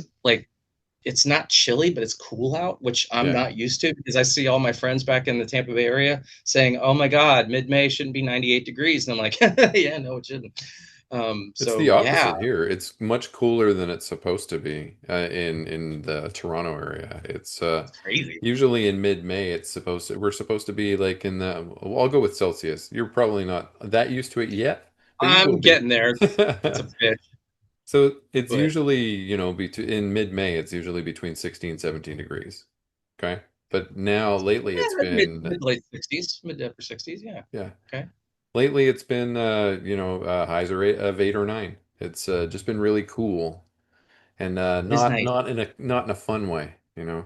Uh, Yeah, and not in a rainy. go streaking Nate way, or No, I mean once it gets to double digits, if you're in the Niagara area, which you've been through, that's yeah. called a shirt offer day. So if you're a guy walking around and it's 10 degrees outside, that shirt's coming off. You could walk down the street, you could see businessmen walking down the street, and they've got their jacket off, their suit jackets off, and their suit and their nice dress shirt is off, and they've got their briefcase in their hand, and they're just walking around. It's because it's a shirt offer day. That's funny. Well, that's what's kind of funny is you'd think me being from Florida and me coming to a different climate that I would be the opposite of like I would be much more sensitive to cold and Yeah, be much. I'm the opposite for some reason. I don't know if it's because I'm internally warm blooded or like, I don't know. But for whatever reason, like I would walk out in shorts. Like today, I walked out in shorts, just to go bring the bin in or something. And I see people all bundled up, and I'm like, it gets cold. Don't get me wrong, but like, I'm watching people be that live here. You think they'd be more acclimated, and I'm the one that's from the, you know, tropical climate. But yeah. I'm like, great. Like, I love all of this. I don't give a shit. This is You're turning British. You just called it the bin. how I have so many words I have to use. Um, and then, this is the only year, though, thank God, that like our taxes are a nightmare because we have three different currencies, Oh my God. three different countries. But it's like I've had to do like and thank because we moved to the north now I only have to deal with two currencies in my head because like yeah I'm already dealing with metric which I mean we took metric in high school but like we didn't really use it that much Yeah. like when people say I go ooh do you have a one sheet poster size well how big is it like 40 by 27 they go oh how many millimeters is that fuck you you know, We're I a do Commonwealth country here, like in Canada, and we still go with like 8 by 9 by 10 or 8 by 11. That's how we do it still too. because you're smart Yeah, I don't know how but many and they still millimeters tall I am. I don't care, Yeah. but I have to constantly do the like. So I've got three. I had up until this year, I had three different currencies running through my head. So I'm doing like constant algebra, and then like time zones. Like I've got a meeting with Todd Sheets, tomorrow night, Hmm. film extraordinaire, about an upcoming movie that we're trying to get off the ground, and that he tapped me to lead in, which I really want to do, and I got to remember he's in Central Time, so I'm going, That's 7 hours and difference. so it's okay. Okay, got it. And then, yeah, I'm getting the terminology down though by a lot of stuff, and I'm waiting.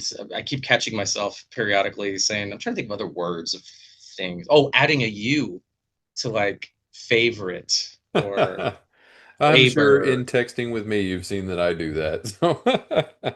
which I was like, nice. This So. is Oh boy.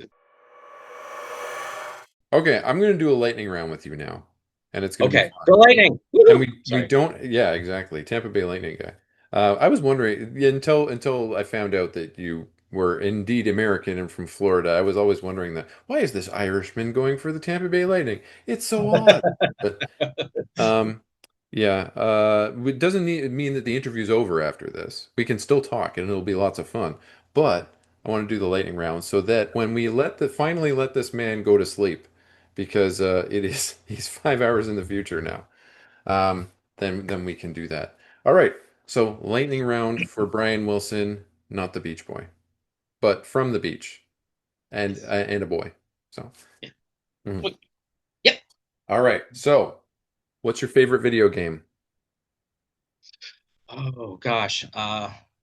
Right now I have it's between Arkham Asylum from PS3, and I'm also concurrently doing PES Pro Evolution Soccer 2021 with a whole bunch of classic NASL updates that have like the Toronto Blizzard, Vancouver Whitecaps, Tampa Bay Rowdies. And I just got NHL 26, my first PS5 disc game. Oh, okay. But I'm planning this. I got the Indiana Jones game on a Black Friday, the Great Circle or whatever. Yeah. I think it's set between right before Last Crusade, but between Raiders, somewhere in that hierarchy of time. I'm planning on doing that over the summer because I kind of want that summer. blockbuster feel. Yeah. And Um, that's the PS5 version? Because it yeah. came out on Uh, PS5? Yeah. and then back in the day though, like on Sega, shit. I loved Madden and NHL hockey. Like I love sports games, but when it comes to and then this and I just actually bought I killed on Black Friday. Do you remember Yeah. PS2 Battlefront Star The Wars? Star Wars Battlefront? Yeah. Yeah. So they offered both Battlefront games remastered for the PS5 Hmm. digitally for like 9.99, and I couldn't say no. So now almost every night I jump in and I play a campaign as a stormtrooper, and like them, I can't shoot for shit. So it's so those are fun. Yeah, those are Oh, fun. Yeah. what I Yeah. gotta remember. Oh shit, PS2. Claire and I love this game. Outlaw Golf 2. Yeah, I remember that one. It Yeah. is so good. Yeah. So good. Oh my God. It was so much fun. Yeah. I always pick the stripper, and Claire always picks Rico Suave or whatever his name is, and then you can Did, spank the hot caddy and stuff. Ugh. did you ever try Outlaw Tennis? No. There's an Outlaw Tennis too. Oh wait, no, yes, yes, yes. No, Outlaw Test. Yes, yes. We have that. You can play in hell. Yeah. Yes. Brilliant. Absolutely brilliant. All right. Toilet paper roll. Business in the front or party in the back? Over top? Good. Yeah. Nobody's answered that wrong yet. Okay. But somebody will eventually. Adult beverage of choice. Hmm. Usually it would be a beer of some sort. I did enjoy being around where we lived in for 10 years. We lived in Dunedin, Florida, which is just like 8 minutes from Clearwater, like a mile from the water.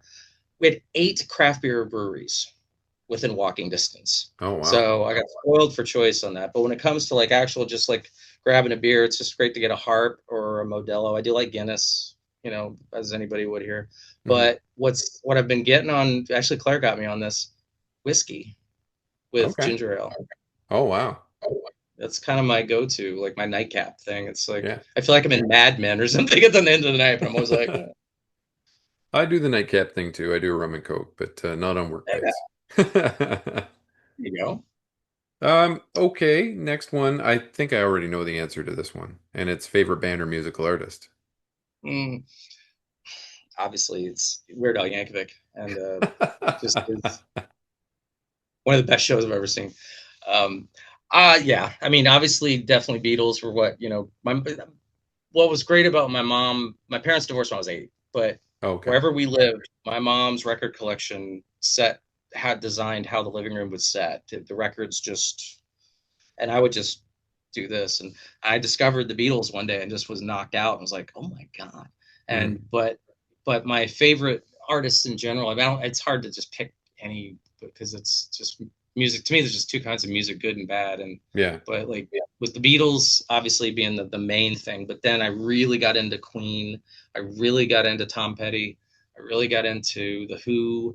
Um, uh, and I love a lot of stuff like just so many bands I like, Yeah. like there's like Green Day. I love and then but I love Johnny Cash. Like I had this Johnny Cash kick, and I went, well, especially the Rick Rubin American series. Like those records are just incredible. Unchained alone, that record alone is just put it in the fucking Smithsonian. Um, yeah, and I love finding out like weird stuff, like finding out the roots of stuff, like Robert Johnson. Like listening to him, this haunting music of it sounds like two guitar players, but it's just him, and just kind of started there, kind of Now, thing. is that the guy that everybody said buried his at the crossroads, buried a Yep. dollar at the crossroad? Okay, now I know. Yeah. Well, he sold his soul there at the Yeah. crossroads. The devil comes up, and he met him at that midnight or whatever time it was. He handed over the devil to the guitar. The devil tuned it, handed it back to him, and that's kind of when the contract was Okay. signed. Because before that, allegedly, Robert Johnson couldn't play shit. He would be playing with like I can't remember the guy's names, like Blind Lemon Chitlin or whatever the hell the names were. And then he comes back after like a year or two, and he's there like, holy shit, like is that what are you doing? Like they're just like, and he returns back to the stage apparently because he didn't want people seeing what he was doing and Yeah. how he's playing it. He's like thumb picking the bass, like he was like Chet Atkins, kind of thing. Because then when you start seeing Chet Atkins, boom, boom, boom, boom, boom, boom, boom, he's playing all the bass line here, and he's Mhm. the melody over here with on top of chords, and like fuck, it's just insanity. So, but yeah, my music tastes fluctuate. I love Yeah. ABBA. Okay. I'll die on that hill. Hmm. ABBA's awesome. The In best fact, musical tastes do fluctuate all over the place. it's by mood, and sometimes like Yeah. yeah, there's a brilliant documentary that I just absolutely there was so much stuff in it I didn't know about, like Billy Idol. Like you don't think of him, and I go, I love his music. I Yeah. love Billy Idol, and he just had a documentary. Billy Idol should be dead, and if you haven't seen it, watch it because even if you're a passive fan or like one song, he's such a unique individual, and Yeah. he's right, should be dead, and he looks incredible. And I did also did I'm not no I'm not gonna spoil it. There's a part in it that was a shock to me, and it has to do with a film role he almost got, and it would have Okay. changed history if he'd have gotten it. If he hadn't have fucked up his leg in a motorcycle accident, he would have been in this movie, and you just who knows what would have happened to him afterwards. Interesting. Yeah, I can't wait But to I don't see want it.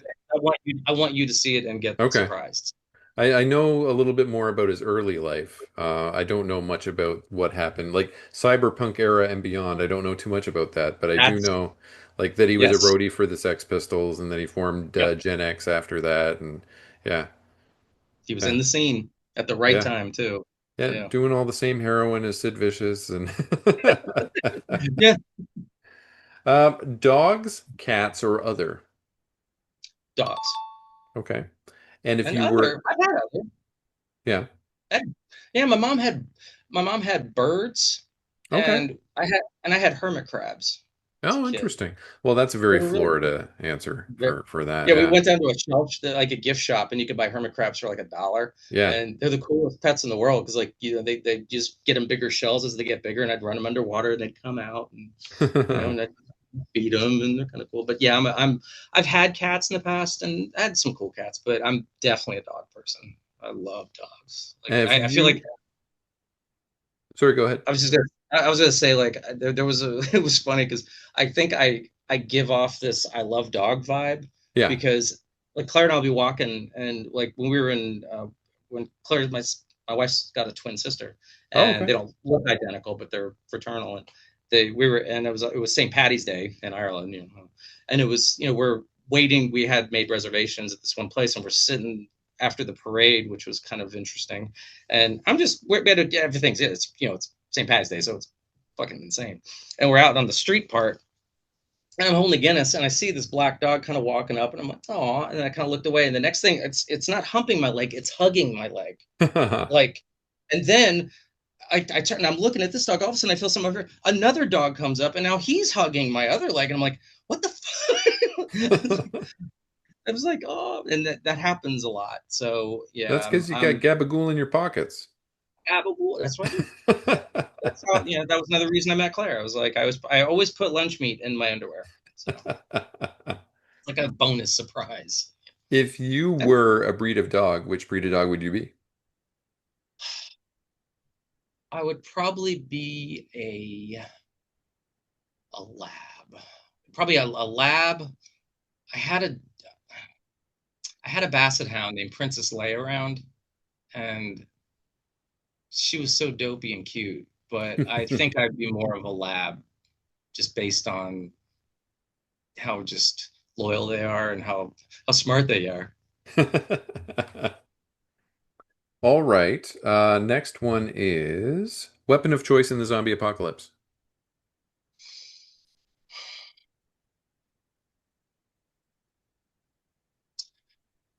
I would probably want probably a machete, That's a good unless answer. unless I could do a rocket, some sort of grenade launcher. Okay. But I think a machete you would never run out of ammo. Right. You'd have to Right. find some sort of way to make grenades otherwise. That's the thing. Their Yeah. suppliers, if it's an apocalypse, they're probably out of business. Yeah, unless you found one of those garbage launchers from Fallout, because that would Totally work true. too. Yeah. Totally true. That or the anal intruder 5000, because I think that would, if it doesn't kill him, you might make a friend. Ninjas or pirates or cowboys? Cowboys is a late addition to it. Hmm. You know, I was about to. It's funny. I was about to. I was ninjas cool, pirates a little rapey, a little murdery, but Yeah. and they steal. That's probably not a good look. So but yeah, I've always kind of had an affinity for the old west. I Okay. kind of Got a little I'd be bit a of cowboy the Southern outlaw in you. bit, because like Red Dead Redemption, Yeah. was a like I could see. I've always I've never. It's not someone that like I didn't like. I wasn't like a Western fanatic, but the more I watch them, the more I kind of like it's such a weird part of our American history. Yeah. And it's such a romanticized one when it was really not like that great in a lot No. of ways. And it was also when you realize the actual truth of like what manifest destiny meant. It meant, yeah, murdering the fuck out of anybody till we stopped hitting land and hit water. That's great. But and I've got a little Native American in me. Hmm. I'm like not enough to get benefits or Yeah. fucking scholarship. But the if you see my grandfather, my mom's dad, oh my god, he's got like such Cherokee features. He's like half Cherokee. It's like wow. But so I've always had that like fascination with it, despite the grit and everything else. And so Right. yeah, I choose. Now, if we're talking American football, fuck the Cowboys. I'm a pirate. I'm a go Bucks. So All right. Next one is if you were a Pokemon, which Pokemon would you be? Do you know Pokemon? not enough to know which one I would be. All right. So we'll not we'll let you get past that one. All right. Okay. Marvel, DC, or other. Oh fuck. All three, and that's not a cop out because Okay. I grew up loving both. I never was one of those one of the others. Like as a kid, I would equally devour fucking Batman, and I would also get Spider-Man like with no hesitation, and I did Yeah. not care. I loved both universes. And other because I loved independent comics, and Yeah. one of the first ones was New England Comics when they did the Tick. And when I saw Yeah. that, when I got that, actually, I didn't even buy it. A buddy of mine had it, and he said, "You of all people have to read this." And he let me borrow it, and I'm like, I laughed my ass off, and I'm like, "What is this? This is fantastic." And then 2 years later, doing Underground Entertainment with Jim O'Rear, and we're interviewing like our first couple episodes. We had another guy on there, Dino, who was like the comic guy. Like Yeah. Jim was in comics too, and a little bit more than me, but Dino was like the guy. And so we had a lot of like big names on this, like big comic names, from both Yeah. sides of the aisle there. And we even had Jack Kirby on, for God's sakes. Holy Like, crap. holy shit, he died. Like, so yeah. So I've never been one of those, either or. I'm just Did you ever have the walking pair of cutoff jeans Rob Liefeld on?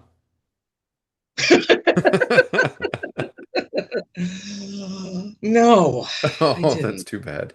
You couldn't ask him about Did his Conan sword. we did though. I did. We did. We had like for fantasy art, Yeah. Boris Vallejo, who did a lot of Yeah. that. Boris Vallejo's Okay. stuff is great. Yeah.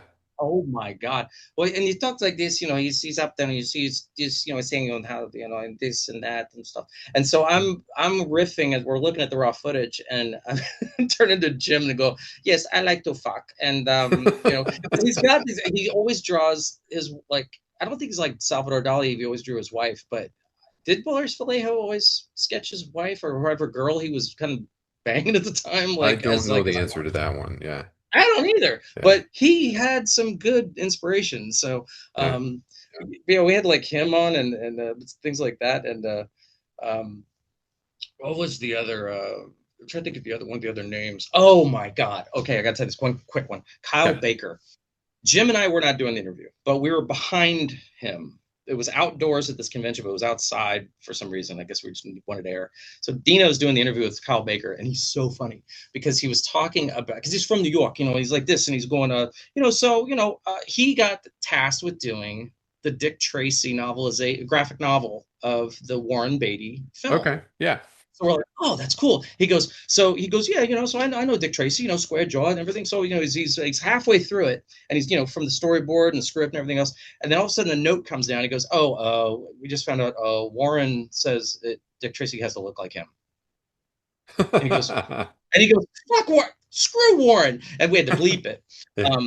But we laughed so hard at that. So then he said, so, you know what I did? I fucking made every shot of him. Okay, so here's a close-up. It was just his eye, just his cheek, just his chin. Like that's what he was saying. Oh my God. And then later we're watching Dexter, my wife and I. And all of a sudden I see this the credits. I just happened to catch the credits, and I see Kyle Baker's name, and he was doing the set design, and I'm like the art design for it. And I was like, good for him.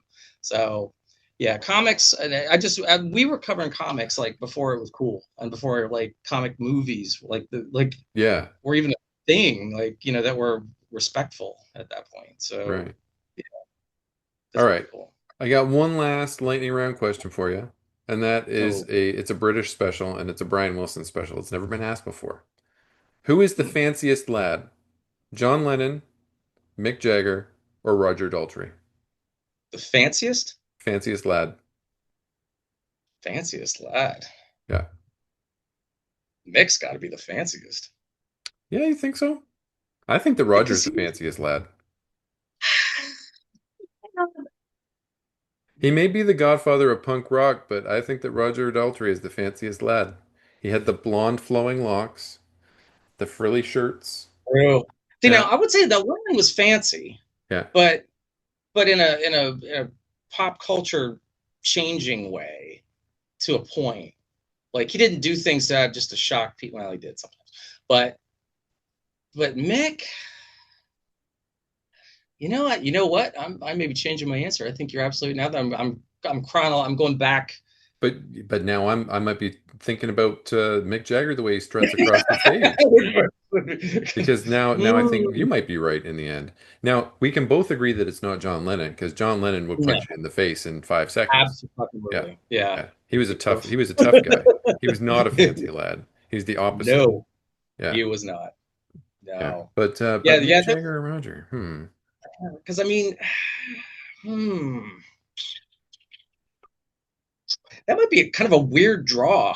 Yeah, Because there's a confluence of time where you kind of go from that my favorite Mick Taylor Stones is my favorite era. Right before Ron Wood got there. I like Ron Wood, but Mick Taylor's guitar playing I thought was like just hmm, it just it glued. Nothing against Brian Jones, he was more bluesy, but man, Mick Taylor's stuff was so complimentary. It was almost like refined compared to Keith's just yeah, gnarly rhythm, which was just so key to it and raw. And then you got this like very melodic, and it's like right around that time, Mick started to get a little more flamboyant, a little kind of, but he was just always like, cool, like, the yeah, way he would move and stuff. But you're right, Roger, maybe he's more dapper. I don't know. yeah. Maybe I don't know. Tell you one It's thing though, interesting. I like the Who more than I like the Rolling Stones. So Oh, same. yeah, yeah.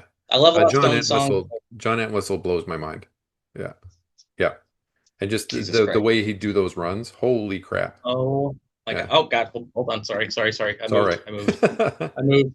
I moved. Okay. There you go. We're Um, back. it's We're, more we're so sensitive. back. Yeah. I don't know why I turned into Paul Lynn.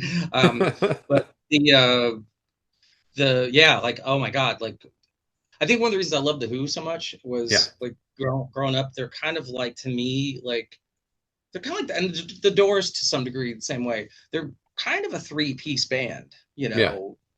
boil it down. And like you've got, obviously they overdub stuff, but they're a drummer, bassist, guitar player, singer. And if you can make that much ruckus with just that, Yeah. holy shit. Like that's cool. I did get to see the Who. That was finally a bucket list band I got to see. I didn't get to see them with John Entwistle, sadly, but I saw them.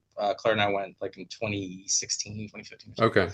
But Zach Starkey, Ringo's kid, was playing the Keith Moon drums, and wow, Yeah. He just nailed it. Like he was Imagine leaning trying in. to learn that because those drums, none of the timing made any sense at all. Like just trying to learn what comes next. Yeah. It's almost like he's just playing fills Yeah. all the time, and it just absolutely worked. And it's just so incredibly mind blowing and just unbelievable. But getting back to Weird Al Yeah. Yankovic had one of the greatest shows I've ever seen in my life, and I'm not Really. bullshitting. Like it Yeah. was incredible. If he ever comes to Toronto, go, just go, He comes here all the because time, but I've never gone. My friend Paul goes, but yeah, I'll go. give it a shot. When did you see him? Like what time period? It was probably about 2017, 2018, maybe in Okay. St. Pete. Yeah. And he does, he changes costumes period, 5, 6 times. But as he's doing the costume changes, this is so great. He's been on. You kind of forget how much he's done, like Yeah. media wise. So like even the Weird. I forgot. I remember the Weird Al interviews he would cut on MTV where he wouldn't really be interviewing the person. He would just take old interviews and then cut himself asking random questions that didn't Yeah. make sense. And then he'd be like, "So, Paul, what do you think about John Lennon's underwear? Oh, I had it in my mouth once. Things like that. He would just do these things, and then like him on The Simpsons, and then Yeah. he would come out like Gangsta's Paradise, like all in like Coolio. Then he'd go back off stage again, and then they would show him, do some of his UHF movie. Then he'd come Yeah. back out again in Star Wars. You know It's what you would just have loved? There was a day. Much Music is what we have in Canada. It was our yeah, answer to MTV. He yeah, had what he called Al TV, and he came over and he yes, took over the programming for the entire day, and it was all yes. his I remember stuff. that. Yeah. I remember that. What bands did you first like get like hooked on or get you like musically Well, my attracted? first cassette tapes ever were Weird Al tapes when I was a kid because I grew I'm a set I was born in 77. I was coming up when he was coming up sort of like when he was his most popular when I was a little kid. So I was, Perfect right at timing. the exact demographic for Weird Al stuff. Um, Yes. but so my first cassette tapes were Weird Al. My second, my first, I'm not even going to call it a serious cassette tape, a serious music, because I went off and bought the Little Shop of Horrors soundtrack on cassette It's tape. wonderful. I still have Yeah. mine. I Oh, have do that you? cassette. Hmm. Yeah, suddenly Seymour, I'd sing the shit out of that.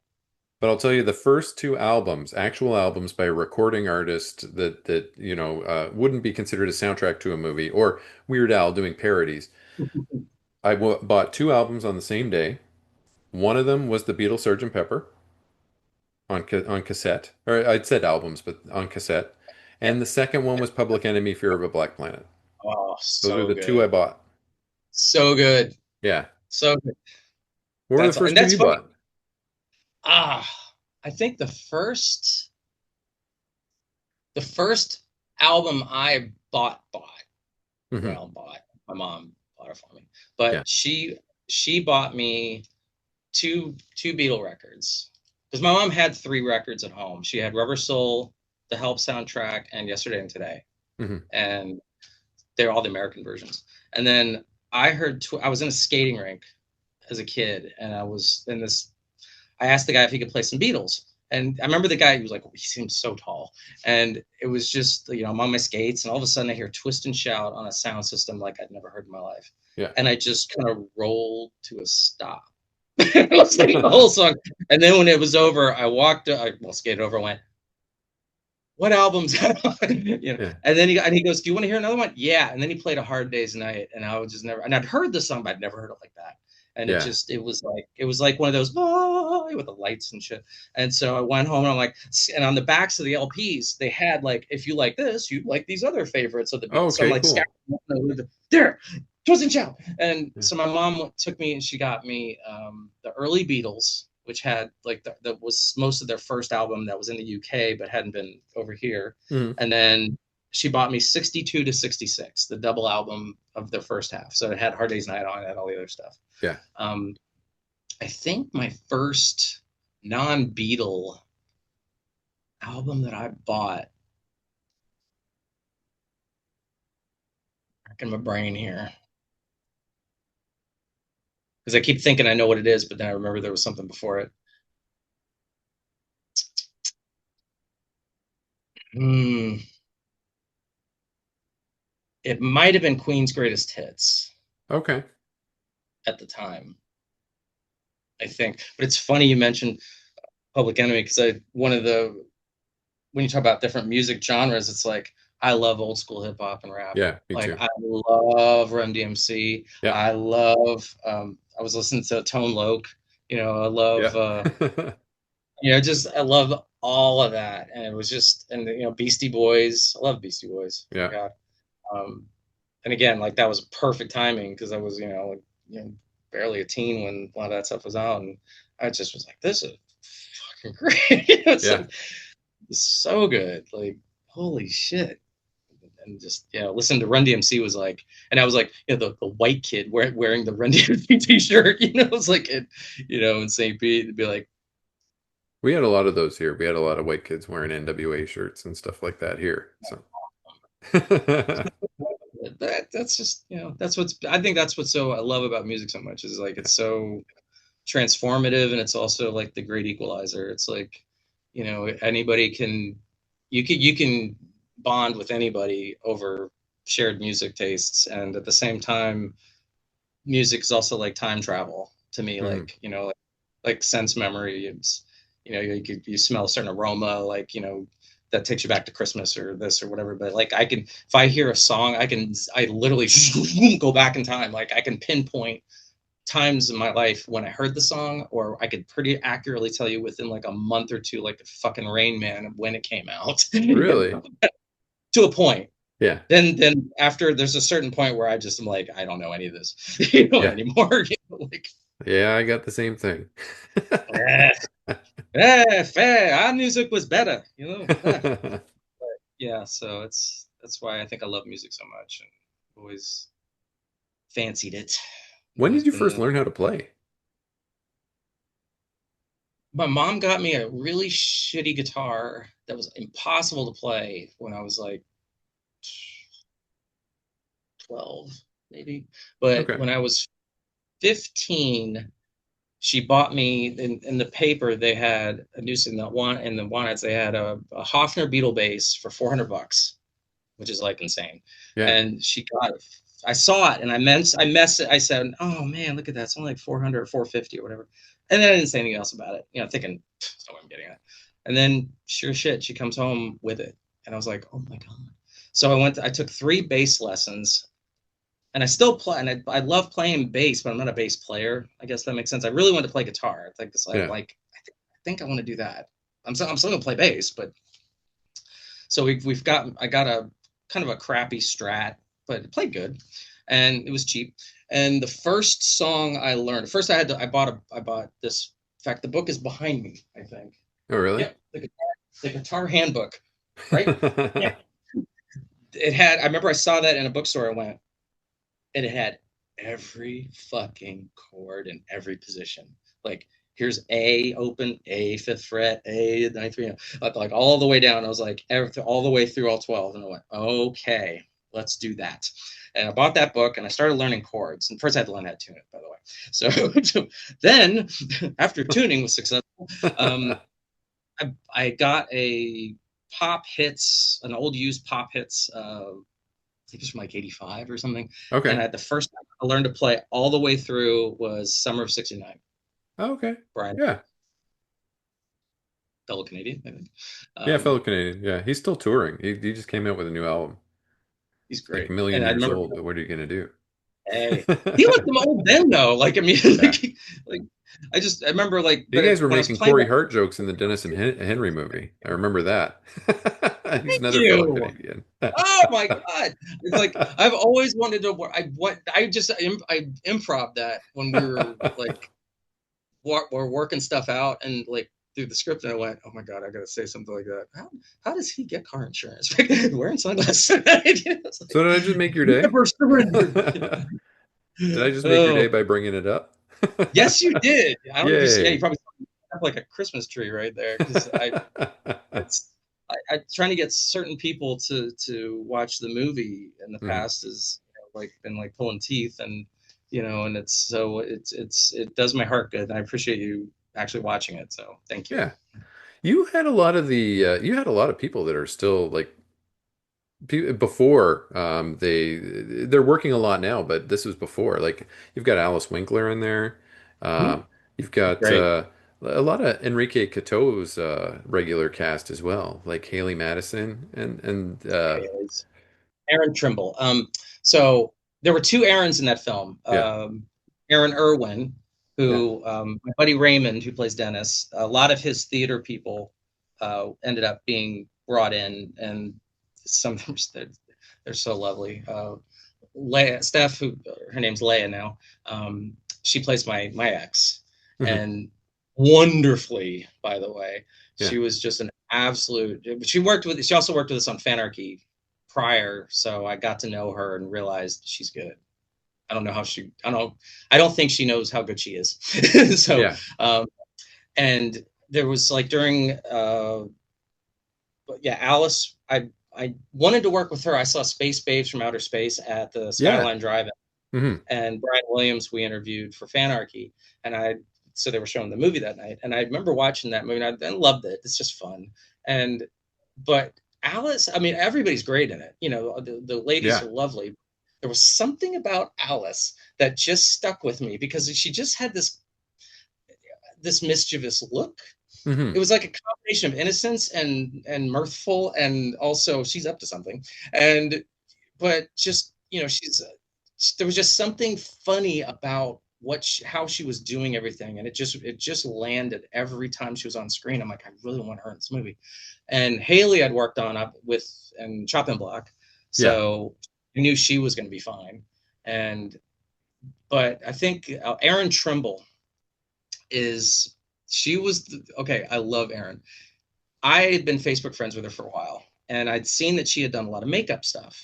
So she was usually behind the camera, Yeah. but she's a beautiful, beautiful woman. But I pictured who I wanted for the online dating, because Raymond had already picked out two of the three people for the online dating. Yeah. So I need someone for my first one, the one the baby dad inside of me, Yeah. Yeah. and I wanted I kind of there was a picture of Erin on Facebook where she was just kind of like it was like a wild child picture. She was Mm. adorable, but I went, I think that's her. And so I reached out to her. I'm like, would you be interested in doing this? And she was game for it. And man, oh my It God, was funny. she was so good. Yeah. Like still giggle. Like when I was editing that movie, like you see the same things just over and over and over again. I Yeah. would still giggle at certain things, which was a good sign for me. But every time, plus I had to like preface it because we shot those things like, oh God, we weren't even. I don't even think we shot my view that week. I think that was like a week later. So I knew what like the people had done. So when I was reacting, I knew what was going on and stuff. But yeah, Aaron was fantastic, and also, jeez, we did a casting call, or I did one for Out of Backstage, and on IMDb for Volvasha and for Yeah. Kumpai. Yeah. Kumpai was really hard to cast because it was very ultra specific. Had to be I was describing it. It was like an anime Asian badass something something. Yeah. And I got a lot of responses, but there was none was the one that like was like all in, but she wasn't kind of how I pictured her, like or heard in my head. Like she's beautiful, like she was actually like visually, yes, like Yeah. Kumpai, but the voice wasn't what I had in my head. Like there was a very vulgar line that I was on a cruise with a Disney cruise with Claire's family, and it was me and Claire, and then of course, and then her sister was like sleeping on the other bed thingy in the room, and I just had the most. It's kind of like in those times where you're not supposed to think of something funny at the worst time, like in church or Yeah. or at a parole meeting. But I had this vision of, and I think I just seen like Bad Santa, where the part where like I can't remember his little name, but the I little can't elf, remember his name either. his Asian, go on, tuck him, like Yeah. the Asian girlfriend of his. Yeah. She's like, go on, Tim, like I had that voice in my head, and then I hear Nung talk, and she's talking like this, like it's Hmm. like an ASMR girl. I'm like, oh wow, okay, that's not kind of how I pictured it. But but she ended up being fine, and to a point. Um, there's a I have to get you the Blu-ray because there is a, or you know what? I'm going to send you a direct link to Okay. the virtual features. I lovingly called that Sunday. A cautionary tale of what can happen when you realize that there are going to be too many locations and too many actors and too many scenes and too many things that have to happen on a certain day. Oh fuck yeah! But I think the home run though was Vavasha, this girl Yeah. Kira. Yeah, she was the first one to audition and send audition. I got a bunch of auditions for that. I must have gotten close to 40 total. It was a lot. And Russian badass prostitute. So, and I said there, with nudity will be, part of it, but it won't be, just for nudity's sake. It'll be comical, if anything else, hopefully. And so she was the first one to audition, and I loved her audition. But of course, being the first, you're just waiting and waiting and waiting and going through Yeah. all these months, and none of them. I always kept circling back to her, and she was unbelievable. First as a person, she was nothing but professional. She knew all her lines. She even knew that long ass fucking monologue at the end when she goes off on my ex, about what she does at 4:18 in the morning and all this other stuff. And, I was like, oh my god. And she just was such a great hang, and just absolutely and she's stunning in it, and she's fantastic. And it's weird. I saw a young picture of Joan Crawford. This is really weird, and I went, holy shit. And I looked at her, and then I was like, she could play her in a biopic like right now, like, oh, if you wanted to, where she doesn't beat her kids. So yeah, but then getting John, my wonderful friend John Henry Richardson, as Monty, and um, Mary Dees Hampton, um, James Hampton's, um, late great James Hampton's wife. She, those two I've worked with before, They're the and hosts, right? yeah, Yeah. and they were just professional. They're Yeah. so good. Yeah. John Richardson just alone is just, but it was supposed to be just him. But then I was like, I want to kind of bring in a woman. I want to bring Hmm. in a foil for him, because just having a narrator is one thing. That's okay. But what if what if there's a little arc between these two, and there's something you don't know about until later, and so that's when that started kind of coming around. And Mary's done so many things. I mean, she's done a ton of Netflix things. She was freaking Harold's mom, and Harold and Kumar go to Guantanamo Bay, and Oh, I didn't even one of know that. yeah, she's funny as hell in that. And she just lovely people. But the original role of Michael, who was supposed to be my old college buddy, the drummer, was supposed to be for Michael Malone from Chopping Block, who Yeah. was our team leader. I thought, oh, he'll be great for this. And then, things just schedule wise didn't work out. So then I was like, okay, I'll get my buddy Irvin to do it. And he's Irvin's great. Irvin's just, he's done so many, he's been in a bunch of bit parts and a lot of things like Superstore, and he's just done a lot of network stuff. But then again, same thing kind of with him scheduling. And then I was like, I need somebody dynamic for this. And then I was like, wait a minute, because we'd interviewed Rupert for Fanarchy. So I got to know him then. I'm like, what about Rupert? And holy shit, was he hysterical. Like he was just, and he's just, have you met him yet? I've not met Rupert in the movie. Yes, I've watched it. I watched the movie. Okay. I saw him in the movie. But Rupert as a Rupert is kind of exactly what you see in the movie I in saw a way. Like, he even had kind of like he had a necklace that kind of even looked like the lei that he wears on yeah, Survivor, right? that was Yeah. by design. Yeah, Oh. we and also we called it. I called it the office hut. Like Yeah. his place there. Um, but he's just, I could just picture him going, squeeze him by the balls, He had a and crazy just look in his eyes the whole time he was on camera. he's got this kind of wrestling heel vibe, which is Yeah. so cool. And it worked. And it was just he was just so fun. And he was so gracious. Like, even when I gave him, his modest check for the day, Hmm. he goes, is that for me? And I'm like, yes. And he goes, and the first thing he says is, okay, I can put this towards our van where we get our youth kids for the camps and stuff. And I'm Yeah, just like, he's a good guy. he's such a good dude. Yeah. And Yeah. then, Joe Godden, who was he did the cinematography and he did we hired a sound guy that he knew. And but yeah, Joe was like the king of locations. Like he got I as you saw, there's a lot of locations, Yeah, a lot there's of a lot of specific, places. and I'll be goddamn if he didn't get every fucking one of them, because like the one that I thought there's no way we're gonna get a pharmacy, Mhm. because I really wanted us buying condoms, Yeah, and I knew who we wanted. Joanna had worked on another couple of movies with Raymond, and I knew of her from that group of like indie filmmaker people, and she's just a lovely lady. Because I had Betty White in my head, like writing yeah. that scene She was in my kind of head, Betty Whitish. Yeah. yeah, and I tried to give her the most pivot, like the most like stereotypical old lady name, Dot, you know, Hmm. and I was like, it was either like Myrna or something. Not a lot of strippers named Dot. Coming up Really? to the stage in the erection section, it's Dot. But the she was so funny, and I think I wrote my most vulgar line for her. It was pretty gross. I don't Yeah, remember exactly. It was some, yeah, I'm not going to repeat it yeah, anyway, but yeah. But she delivered it like a yeah, champion. yeah, And I looked over at her granddaughter, like when she said it, and yeah. her granddaughter goes,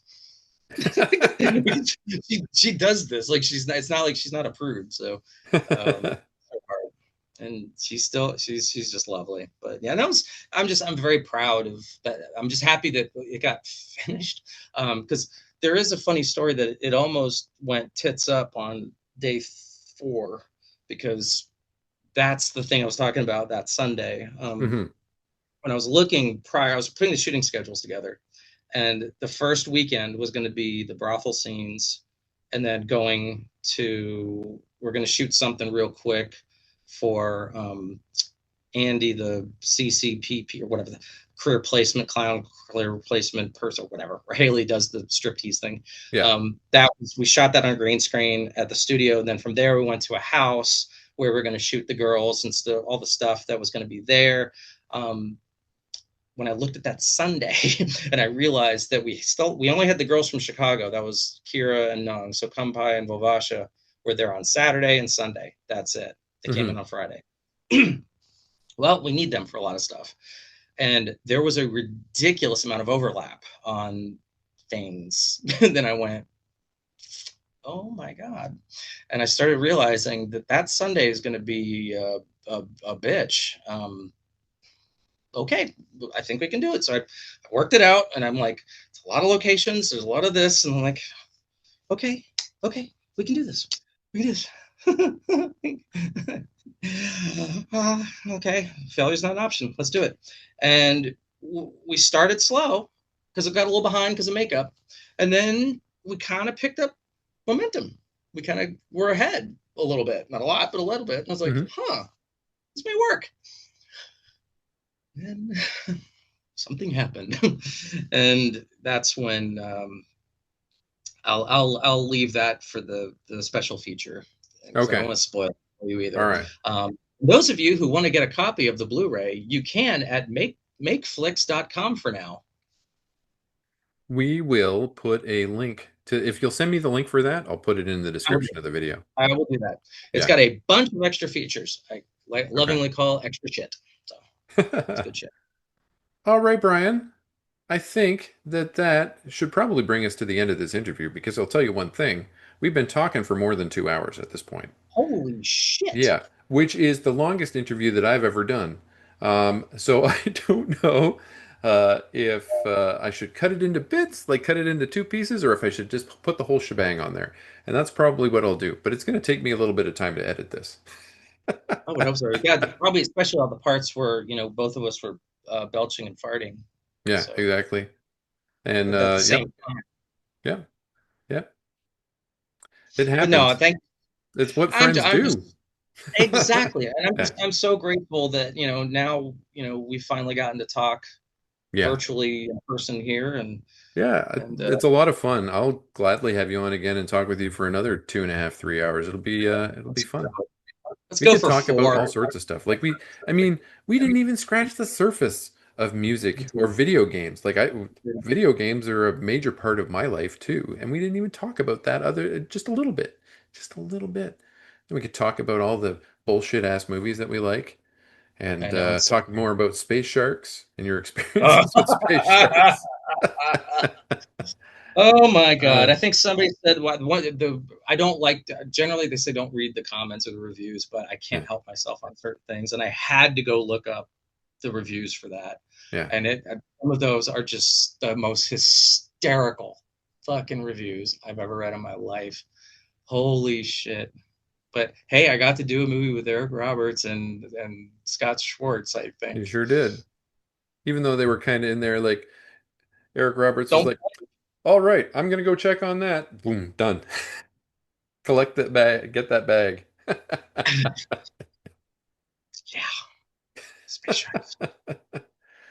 All right. So, everyone, I hope you enjoyed listening to Bryan Wilson and I talk. Not a structured interview like I normally do, more of a friend No. chat, which is a lot of fun. People like the friend chats. We did get a lightning round in. That was great. Bryan, I'm going to have you back again. We're going Oh, to have to Ben. figure out the timing though, because you're 5 hours in the future, like we discussed before. Yeah, and because I know the future, I don't want to tell you what's going to happen to you in about 22 minutes. So Oh man, I'm gonna sharp my whole ass. Oh. just make sure you have cover sheets. Thank you so much, Bryan, and we will see you again. Thank you, Ben.